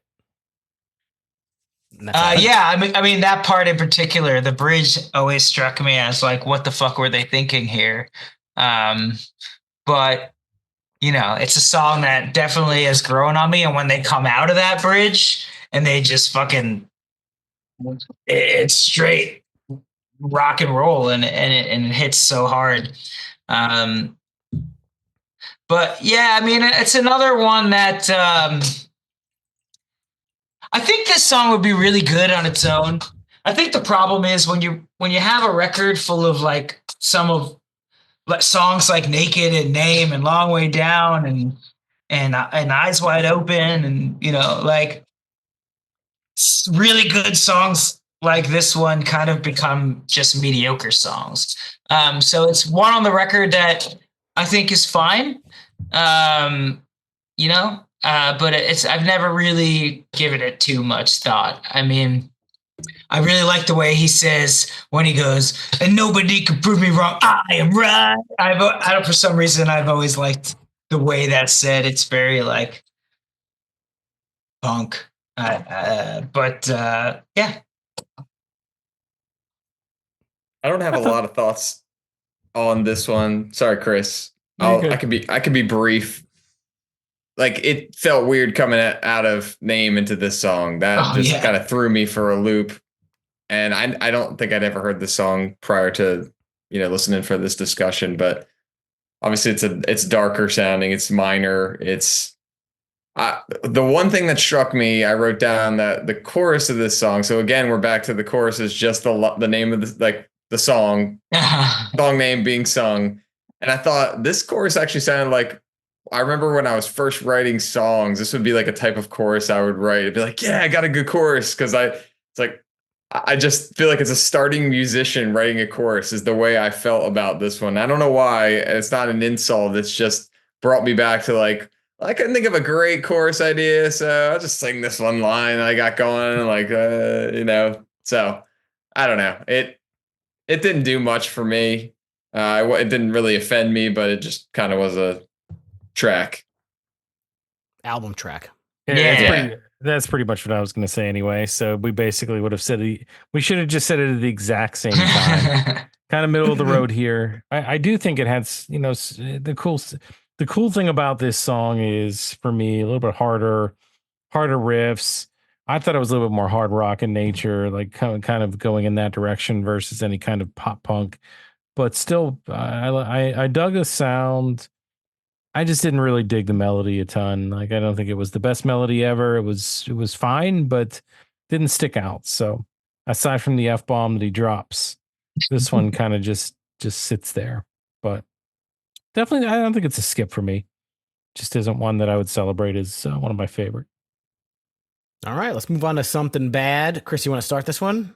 Yeah, so this is a Robbie song, and I think, you know, I've been thinking about this. Like, I really think this sounds very similar to almost like Ramones-ish in nature, the way that he delivers this one and the sound and the guitar. So I got that vibe here that that's what this song kind of sounded like, but definitely punk. Definitely, you know, more in that direction. And again, like it's just a departure from what you've heard in the past couple songs. Name and something bad. Did I get that right? Yeah, I think it's something bad. Something bad. Sound nothing alike. Like this is like a completely different universe. But again, like, you know, if you like this kind of sound, if you like that punk sound, it gives you a nice mixture and it throws in something a little bit different. So I actually didn't mind this one. I thought this was one of the one of the better Robbie tracks. It wasn't my favorite Robbie track, but it was one of the better ones. This is my favorite Robbie track on the record. That's not saying much. I don't love the song. But if we're talking Robbie tracks, this is one I do enjoy. I listen to. I like it. Sorry to cut you off, Tom. Go ahead. No. I was just thinking about Tony. I don't know if you can speak to this too, but thinking about a person that hears Name on the radio and then goes out and buys this album. Mm-hmm. They throw they're getting to this track by the time that if they've even made it this far, like maybe they cut it off after they finish Name. I'm not sure. Like this is where I feel like it's really just two different bands. It sounds like by this time, there's a clear line of distinction between the two singers, and I'm just like, I think the song's pretty good. Like we're on 8 of 8 guitar solos, which is, and I'm still not bored of the guitar solo. Right. I put that note. I'm like, there's so many guitar solos, but they're all pretty good, like classic punk kind of style guitar solos. So I think they're just tasteful. There's, they're not pounding you over the head with. There's a guitar solo in every song, but they like just feel right. They feel like they belong there. They don't overstay their welcome. They're not trying to be something they're not. They're just there to serve the song, and they do it well. Because that's also something that with Goo I admire about it. Because you're right, they almost every song has a guitar solo, and it does. We are an 8 of 8. I'm taking notes. That's incredible, dude. I didn't even realize that, but you're right, and that's so fitting. But it is a funny thought.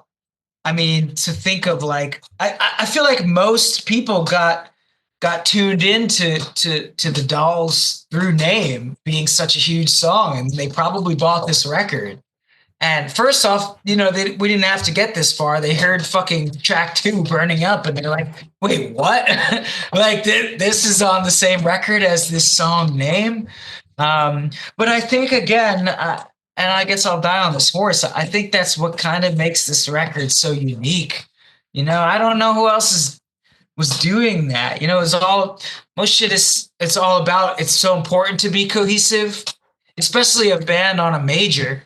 But they weren't at all. Like, this is so out of left field. It's like you got this weird troll guys singing these fucking punk songs. It's just like, whoa, how is this happening? But yeah, this is definitely, I don't know. I mean, of all the Robbie songs, I'm playing it in my head right now. I'm like, it's pretty good. It could stand on its own 2 feet. I'll go back to, I think in the whole of the album, it gets lost. There's so many better songs, but I think it's an okay song. Yeah, I think this is my favorite Robbie track. I think I'll go on the record and say that. Something about it seems kind of old school. I'm gonna play your soundtrack game. All right, soundtrack for this song. Yes, I got 2 that popped into my head: either Train Spotting or SLC Punk. I feel like this is gonna belong on one of those 2 soundtracks. Nice. Yeah, it does have that kind of like just older school kind of punk vibe. I don't know if I want to say that it sounds dated, but I don't know. I just think that overall, out of his songs, this one stood out the most to me. But as you guys said as well, it is a little bit lost in the rest of the good stuff. Yeah, for sure. Chris, did you talk about this one? You don't even remember me talking about it? I'm just not listening to me. Well, why don't you start the next one off? So to me, ain't that unusual? If you were to ask me like to pick a Goo Goo Dolls song that Tony and Tired Radio like base some of their sound off of, I would pick this song. I feel like the hey, that it sounds kind of like, not that you're singing it, sounds like something that you would incorporate into some of your stuff. This sounds very much like something that you guys would dig or you pulled influence from. And I don't know, something about this song just rocks. It's just this is a really like rockin' song. This last verse, they put this kind of like echoey thing on top of the vocals, which I thought sounded really great. And number 9, I guess we've been going up and down between the Johnny songs, the Robbie songs, and the big hit song. And here towards the end of the record, I think this one definitely stands out to me as one of the better ones for sure. The song is magical. This song is so good. Like I told you, this is my introduction to this band. This song and this is from the Angus soundtrack, so I can't play that game because it's actually on the soundtrack. But there are so many good things about this song, in my opinion. The verse rhythm, like the syncopated, like the palm muted guitar is just freaking awesome. The stringy lead he comes in with on the pre-chorus just like builds so nicely. I mean, this is like chorus, like come on, it's incredible. Like everything about this song I'm into. There's not a part that I don't like. Like even when they go to the third verse, like they're in a third verse and then they're like, oh, I'm gonna go to a solo. And they got 9 of 9, Tony. We're on 9 of 9 guitar solos here, but this one's short. This one's nice. This one's short. It's good. And then you got your bridge, and then the part that I love so much when I'm just listening to this song. I listen to this song all the time. Like throughout the years, I've still kept this in my every playlist pretty much.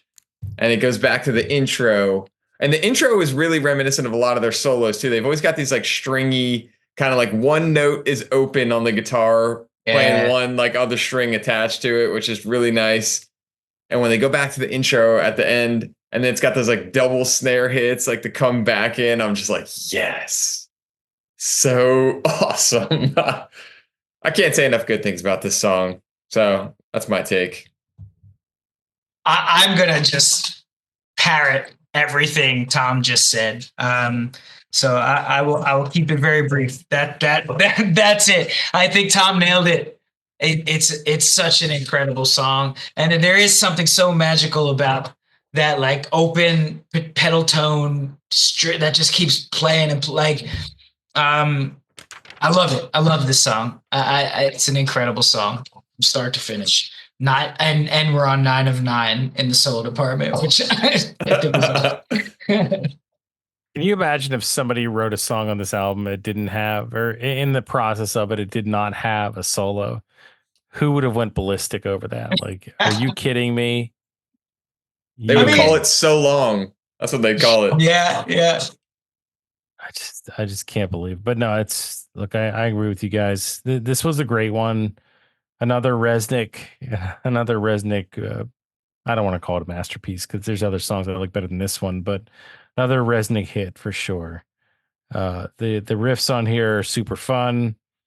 And I think that, he just has a way of continuing to find a way to make a song just sound the same, but sound the same in a way that it's a hit that you can really get into. And this one's even a little bit different. I think you guys touched on all the reasons why, but definitely into this one for sure. Steve? All right. Well, moving on to So Long. I've been down on Robbie throughout this conversation, and I don't really want to beat a dead horse, but this one kind of sounds like they took a Beach Boys song and sped it up a little bit. Like, I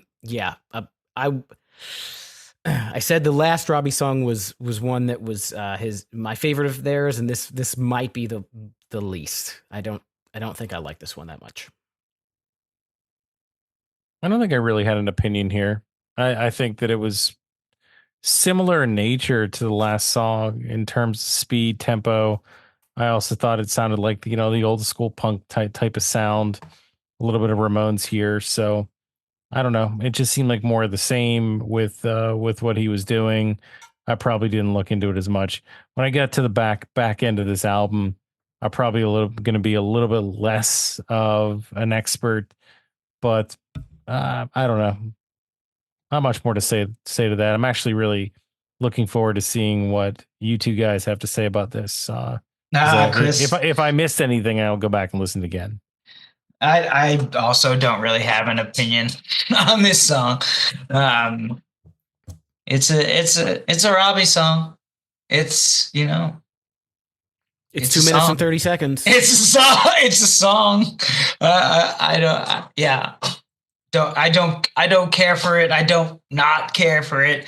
It's skippable. It's a very like it does nothing to me or for me. Yeah, totally agree. I mean, it's just straightforward. There's no guitar solo on this one. This is This is where we've broken the streak. And I was questioning myself. I was like, I think there's no guitar. I put that in my notes. I hope I'm right. Everyone's fact checking me on this one, but I'm pretty sure it's no guitar solo. I mean, even knowing that now, it just pisses me off even more. I mean, I feel like this song, it's already a 13-track album. Like, it could have been cut. We could have made it 12 tracks. It didn't need to be here. So, yeah, that's where I fall on that song. Yep. I'm also curious. You say it's a 13-track album. I mean, two of the last two songs are covered. Well, I guess we don't need to get. Well, Steve, I didn't know that until you asked me to be a part of this thing. So that was news to me. Oh, you thought those were their originals? Yeah, and I'm still confused. Like they're covers of Johnny's earlier band, or they're covers of other songs. Like who are they covers of? So Disconnected is a cover of a band called Enemies or The Enemies, and Slave Girl is from a band called the Lime Spiders. And are these not like past bands of Johnny's? I don't know. I mean, did you think they were? Well, only because when I look at the credits for the songs, it says that they were written, by Johnny. Yeah. So I'm just like, oh, is this? Yeah. I'm frantically typing into Google. It says Lime Spiders were an Australian punk rock band which was formed in 1979. Okay. With Mick Blood. Mick, not MC Blood. Mick Blood. It's Mick Blood. M-I-C? M-I-C-K. Oh. E-Y. Nice. Mickey Blood. I wish his name was Mick Blood. MC Blood. Yeah, on the Wikipedia's, it lists four people under the Disconnected cover as the writers, and Mick Blood and Richard Jackamizzi. Interesting, man. Yeah. Okay. Yeah, that's cool. That's news to me. Well, so what I read was that the drummer who they kicked out of the band right before this record. Yeah, George. There were 2 tracks that I guess he wrote, and they didn't want to. They were included on like a pre-copy of the record, but after that went down, they didn't. Since he was the main writer, they didn't want to put them on the record, so they switched him to these cover songs. I'm just curious why they didn't just leave the record at Eyes Wide Open, because that's a great. I mean, I don't think we're there yet, but I guess we are there. Well, okay. Well, then we're there. That's a fucking great song, and it would have been a great way to end the record. And so I really love that song a lot. I'm kind of flabbergasted, dude. I mean, it really has taken me by surprise to know that they added these 2 cover songs when they just didn't seem necessary. But and I wore cologne to get the feeling right. Don't forget about that. Yeah. I'll never sing that. I like the chorus of this one a lot. To me, this one's got this this country rockish vibe to it. Maybe it's like the vocal cadence. The guitar solo on this one, there is a guitar solo, seems very like country rock to me, which isn't something that I necessarily would say like I am into this, but I think it sounded really good. So I dug it. I liked it. Yeah, I think the chorus this is one of those choruses that are an earworm for me. It's stuck in my head a lot. I'll just kind of be going about my day and I'll just hear eyes wide open. I can't, and I'll be like, why is this happening? But it's definitely an earworm for me, and it's I think would have made for a real great closer to the record. But yeah, I like the song a lot. I wish I didn't come as prepared with notes as I should have maybe, but I'm just like, yeah, I like this one. No, this one ain't my favorite. Listen, when you know the record by like the back of your hand, then you don't necessarily need the notes. Sure. Yeah. I think it's a strong chorus. I think it's a strong song all around. I'm a fan of it.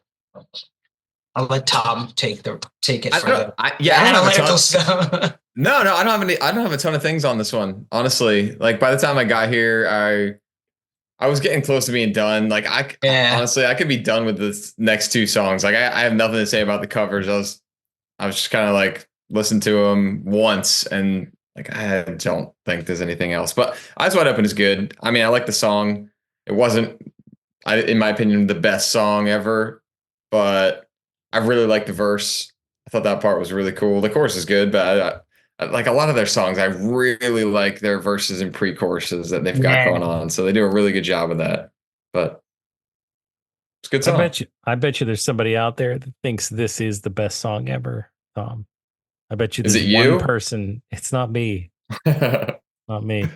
And I want you to name, Steve, one country rock song. What's country rock? I have no idea. That's just what it sounded like to me. But you have to have some kind of comparison. Like, what are we talking about? It just sounded like a rock song that had like some country twang to it. Steve, are you familiar with the band Lucero? I don't think so. You should check them out. Lucero. They're like a country alt country rock band. I'm not saying that's my jam, but Chris is apparently calling me out on my. Maybe that's. I just want to know. I mean, it's just a question. That's just what it sounded like in my. You were kind of calling him out. You were being called out a little bit. Jelly roll. Thanks, Tom. Tom's got my back. Okay. I can't ask questions on the show where this is a show about talking about things and I'm just asking questions. I don't have any notes, so I'm just riffing. Oh, I see. I didn't have anything to say about this song. No, seriously. I didn't have any. I didn't know what to write. I just was staring at the blank page. I was like, okay, I'm listening to this, but I have nothing to say. How is that possible? It's, you know what? It's because there's so much different stuff happening on this record. They're switching up the vibes between the two singers and the way that they sound so much that maybe you just get a little fatigued when you're doing the full listen through. Attention spans in 2024 are not what they were in 1995. You know, I mean, I think this, like you said, there's a lot going on. There's 13 songs on this record, and I don't think any of us are really. Maybe I've always been a record guy, but records are shorter now. Like I'm seeing a lot of bands releasing 8-song records where we did it, you know, and like, I think there's a reason for that. I think, you know, you start kind of tiring out after, you know, X amount of songs at this point. You do. But, you know, you think about a person that absolutely loves this group and this album, like for you to become tired, you know, excuse the tired rate for you to become tired at the end of this album, like that says a lot, right? Maybe these last couple tracks aren't as good. Maybe this could have been cut. I don't know. Yeah, I mean, to me, I'm not really tired. I think Eyes Wide Open would have been the perfect place to end the record. You know, that's a hill I'm willing to die on. And I don't really think the record needs the last two cover songs. I think, you know, I do really like Eyes Wide Open, and I would have been happy for the record to end there. Tony's died on two hills tonight, just if you guys are what was the first one? Oh, I don't remember, but you said yeah, okay. I'm also kind of distracted over here because I decided to take the sleeve out of the CD. And I'm just realizing like how funny it is that we've been talking a lot how like the songs themselves aren't very cohesive between Robbie and Johnny and acoustic and this and that. But like the album artwork fits that aesthetic so much. So because nothing makes any sense. How about instead of talking about these last two tracks, because I think we've all collectively agreed that we don't need to go through these covers. How about instead of doing that, you explain exactly what's happening in the CD sleeve? You want me to walk? Yeah. Okay, I'll walk the listeners through that. There's a boy in blood. Yeah, so I'll take it easy. Walmart's going to get upset here. The cover of the record is, you know, a boy has some blackberry jam on his face. The boy who is the boy named Goo. But then, you know, the back of the record is like some inverted looks like some kind of Greek sculpture on the right side, and then the left side is like a finger pointing to some kind of orb. Really doesn't fit. What? Really doesn't fit the cover in any way, shape, or form. But then you open this up and you have some kind of like comic strip. I mean, I don't know what bang and there's the word large bang. Letters. That's an entire section. An entire section, and then there's like someone wearing some weird pants with like the album credits, and then there's just a photograph of a table with a bunch of beers and nacho chips on it. So you have a lot of mixed media here. And then to close it off, you've just got you have a plate of food, but then in between that you have two sailors fucking each other, two sailor men just kind of fucking, and then like another plate of food. So if I don't think this is a band. And then on the back, you have a cat. Just a photo of a cat, a random cat. So I don't think cohesiveness was something they were worried about back in 95. I know exactly how this went down. I can picture the room where the band is talking about it, and you got there's a lot of acid. No, Robbie's got a couple of ideas and Johnny's got a couple of ideas. We'll just use them both, just like the album. We got my songs, we got your songs. I'll pick a couple of the pages in the sleeve, and you can have some of your ideas in there. And we're not going to talk about them. We're just going to put it in there, send them to the art guy, and we're done. Yeah, absolutely. That's how it came out. That is you're 100% correct. And the drummer got kicked out, so his opinion didn't matter anyway. Maybe one of those was him. He's the guy in the weird pants. Yeah. Because those are, I mean, I guess this is all just kind of weird. Yeah, I don't know. I mean, it does seem like maybe three different, very unique, different minds that wanted to each have their own say in how this looked. But we gotta get the picture of my cat in this album. Yeah, my cat. Or I'm leaving the band. Well, that's fine. You're fucking fired, George. George is willing to die on that hill, and he did. He did. Sorry, George. I guess like this is really hitting me because I've spent the last month sorting out the album artwork for our new record, and I've been so anal about it being cohesive. Oh, I need this cohesive feel from the front to the back. And we're doing like a 12-page booklet and I need it all. But like, I look at this and I'm like, what? Nothing even matters. Like, this is a hit record. Like, that sold 2 million copies. Yeah, dude. 2 million people looked at that shit. Who cares what you do? Yeah. Let this be a lesson to anyone out there that's like making art. Just like, who gives a shit? Just do whatever you want. Nothing matters. One thing I wanted to note was as much, and I can probably sit here and be safe to say that we all really enjoyed this record, right? We thought it was great. We had a lot of great things to say, but unfortunately, if you go to buy this album on Amazon.com, there are individuals out there that did not like this album that actually gave it 1 star out of 5 stars. And I'm going to read a couple of these to you. So, can you give me their names and addresses? Well, this person's name is 6080. So good luck with that. Your name. Here is your address. And 6080 says, here is the commercial breakthrough of the worst group of the 90s. Songs like Name and Long Way Down define how lousy modern day rock has become. It doesn't get much worse than this. And one person found this helpful. And the next one is from Chris Baggett is his name, Baggett. Yuck. Proof that too much sugar can actually put you to sleep. Does anybody remember Soul Asylum? That's it. That great. I remember Soul Asylum. So there's some people out there, Tone, that really don't like this band. This last one is from Joanne Orff. It says, this is the review, is broken and case is broken and crack. The CD was laying on the ground in mud. That's a 1-star review from Joanne. That's a fantastic review, Joanne, and I agree with everything you just said. I thought maybe you should hear the perspective of somebody that maybe didn't like this album as much.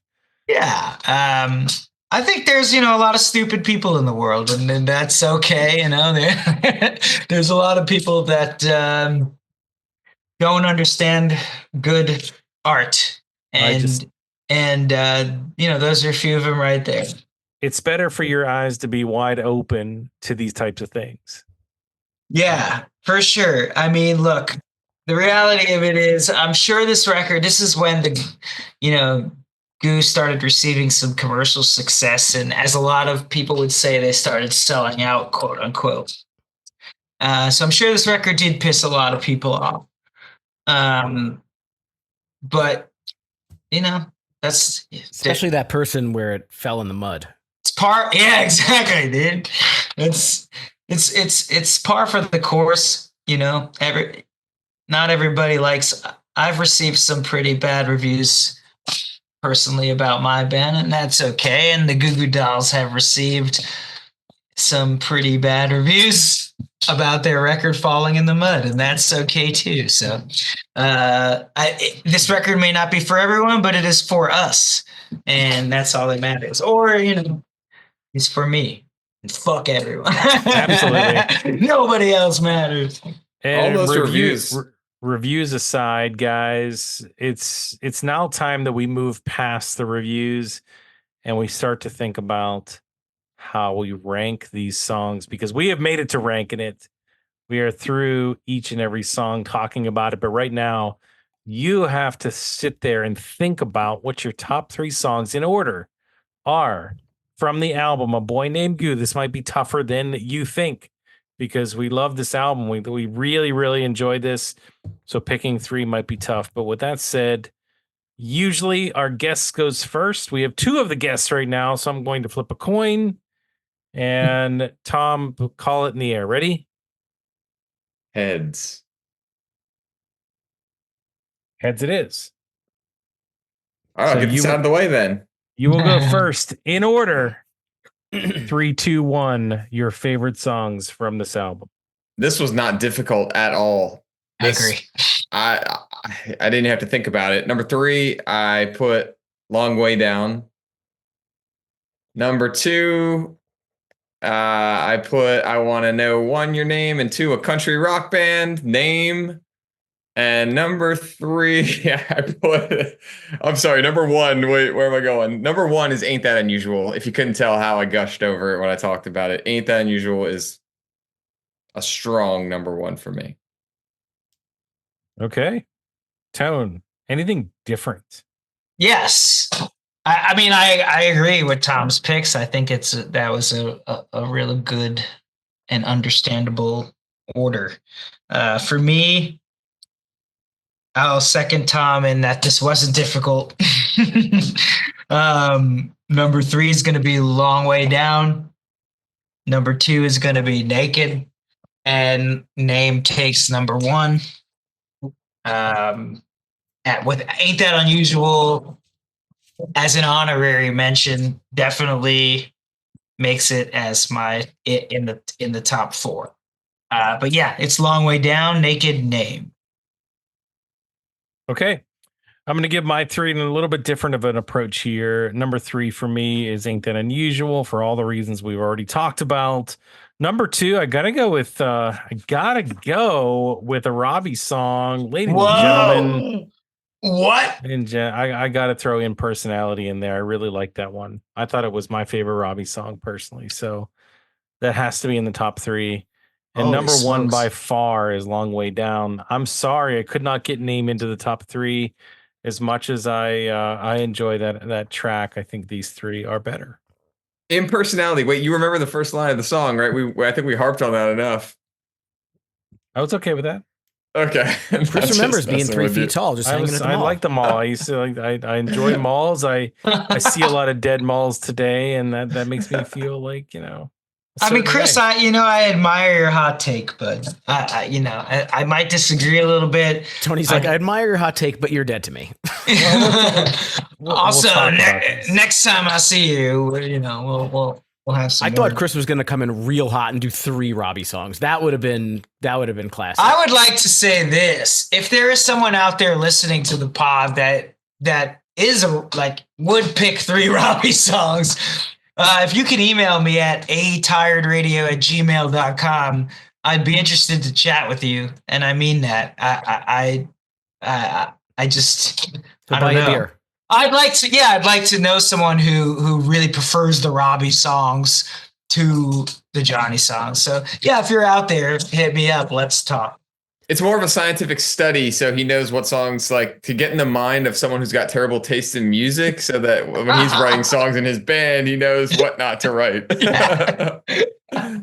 Just Incredible. teasing. You guys said how easy this was, but I did not find it all that easy, because I feel like there were out of the top 3, I feel there's 5, maybe 6 that were a little hard to figure out what goes in the top. And I went number 3, Ain't That Unusual. Number 2, Naked, and I wanted to know number 1, Your Name. I don't think that there's that's the best song. I mean, just because I know it, I love it. It's great. But Ain't That Unusual and Naked. I also really liked Only One and Long Way Down. So to figure out the top 3 out of those 5 for me, it was a little tough, but I did it. I stuck to it, and thank you guys for doing that as well. Now, I don't know if any of us, other than Tony, may be able to answer this question, but if you've listened to other Goo Goo Dolls records, maybe I shouldn't jump to conclusions. How does this album compare to all the rest? Is this the best one? Is Dizzy Up the Girl, which had more hits, a better record? Were the punk ones better ones? Is Chaos in Bloom from 2022 the best record they've ever done? I don't have a ton of knowledge of full records. I only know the radio hits. So Tony, Tom, Chris, I'll ask you guys that question before we wrap up. I guess I'll just get it out of the way. I think to me this record is the most special because it's where I came into the Goo Goo Dolls. So I mean, I'm biased in that regard. I'll always call it my favorite Goo Goo Dolls record.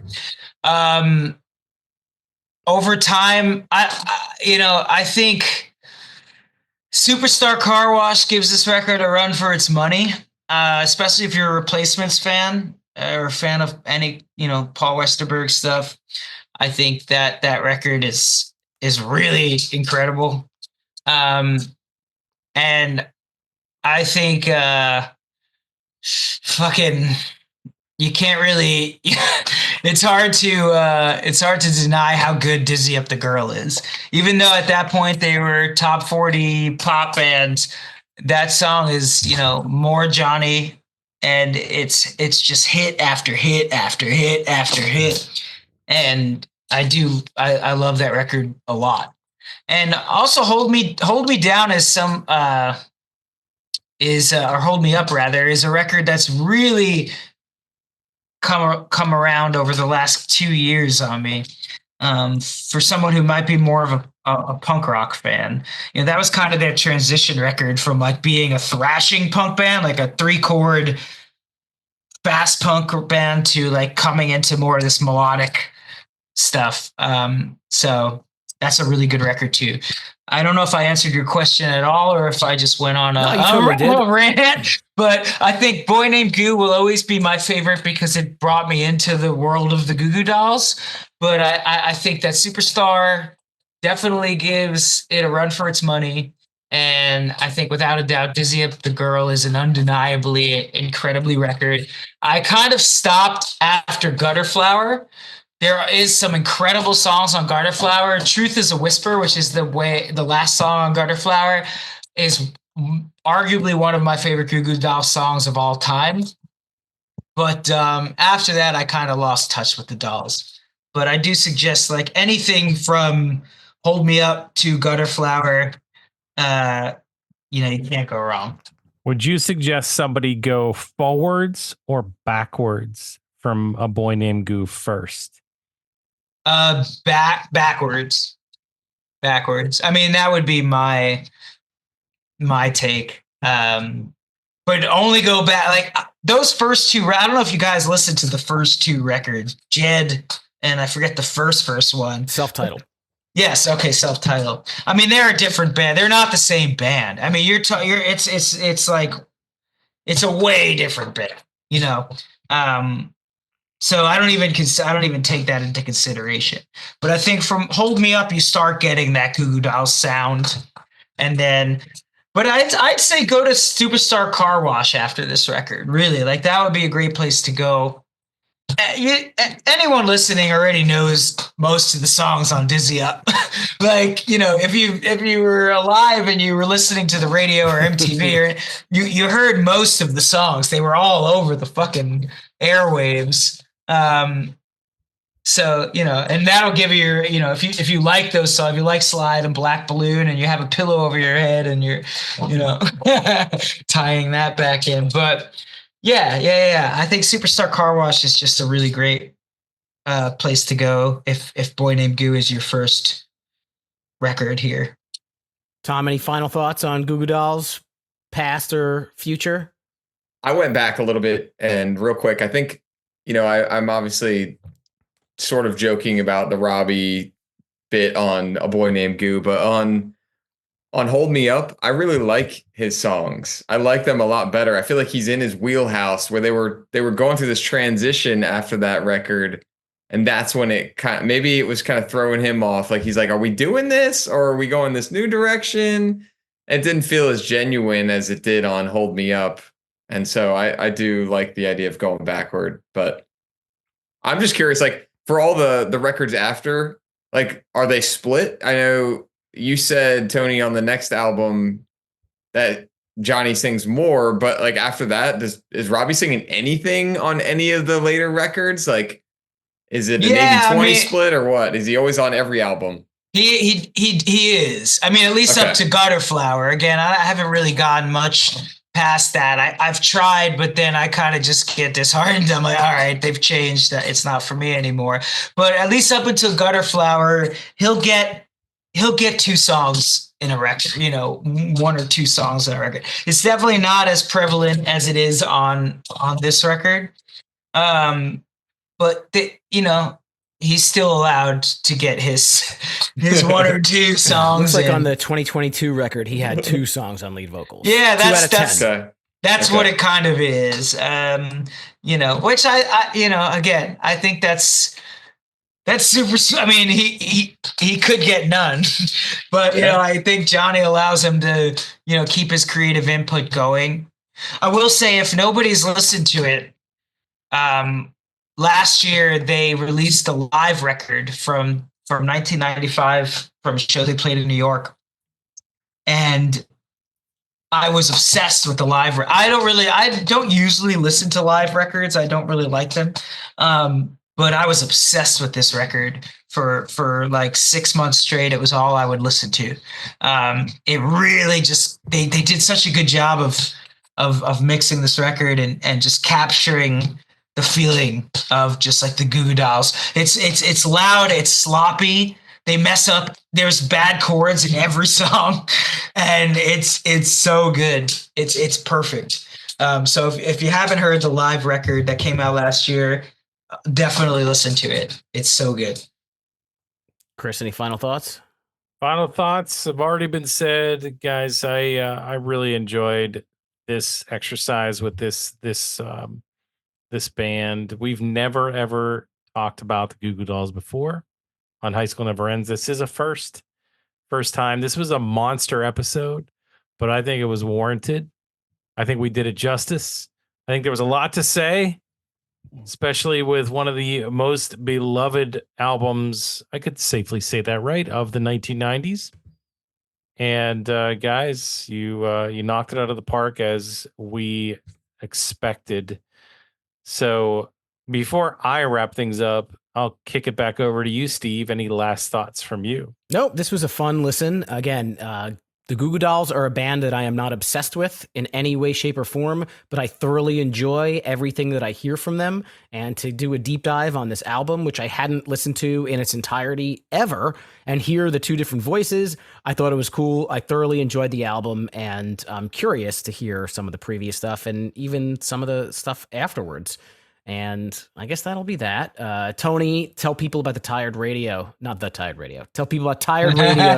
It seems like you have 17 albums you're ready to release. What's going on in reality?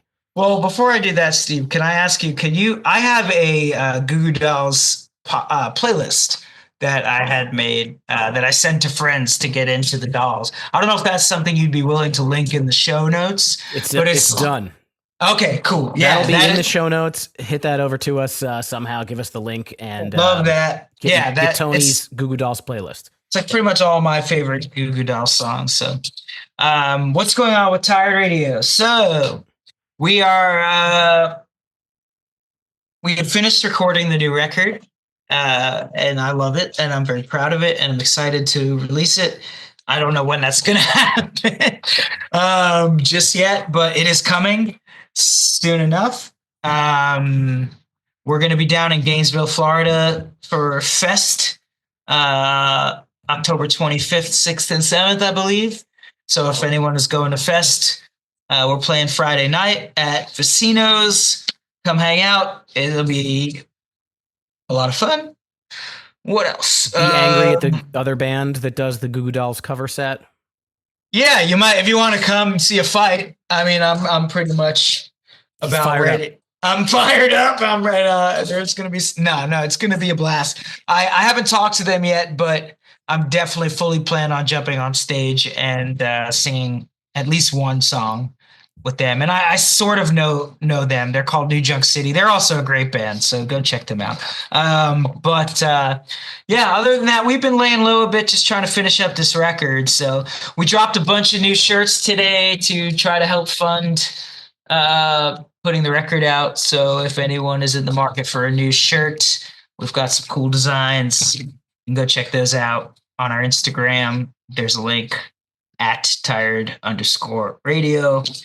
And yeah, new record, some shows, hopefully a tour when the record comes out. And that's that. Awesome. And Houston Calls is going to play another show when, Tom? We keep asking you this. TBD. We'll say just TBD. Okay. That's it. But hey, real quick, I got to say, Tony, at Fest, if you're playing with a band called Dead Bars, say what's up to them. Oh, hell yeah, dude. I love those guys. Oh, because I'm really good friends with the singer from way back in the day, John. And so... Okay, cool. Yeah, man. I will definitely. I'll definitely. Just tell them we connected on this, or so, in some weird way. We got this like 6 degrees of separation, or whatever they say. Yeah, that rules, man. So if I tell him, yo, Tom from Houston Calls says what's up, he'll know exactly what I'm talking about. He won't be like 100%. He won't be like, he won't be like what I was just texting with him like a couple days ago. So right on, like, cool. Yeah, I love his band, dude. Dead Bars is a great band. So. And awesome. I didn't want to gush, but so is Houston Calls, man. I mean, thanks, dude. Hell yeah, for sure. Tom, anything else? Plug-in? Nothing to plug. Chris, anything to plug? I think we got something. Well, I don't know what you're talking about. Like how we wrap up the show and tell the people what to I thought you follow meant something specific that, okay. I can do that for sure. We certainly do love Houston Calls and Tired Radio both. This has been a awesome show. Hopefully everybody out there agrees that's listening. For all of you out there as well, we'd like to hear back from you. One of the best things you could do to help the show, even though there are some people that gave those 1-star reviews for the Goo Goo Dolls on Amazon. We'd love to hear back from you on Apple Podcasts. We'd love a 5-star review and a written review. Let us know what you think about the show, about the topics, and anything else that you'd like to hear us do.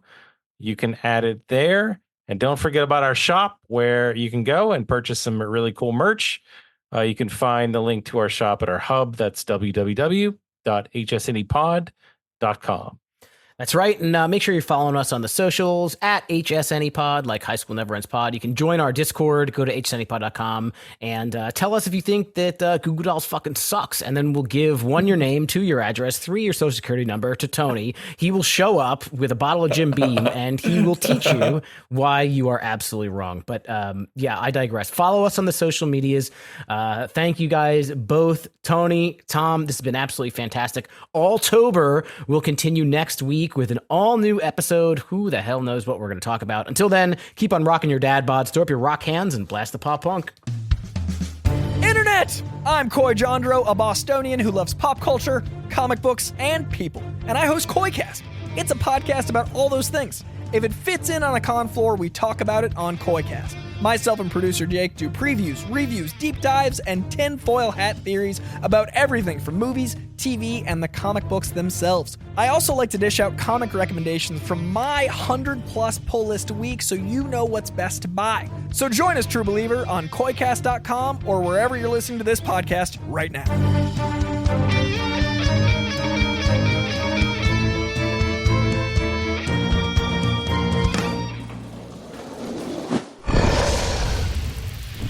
Dragon Wagon.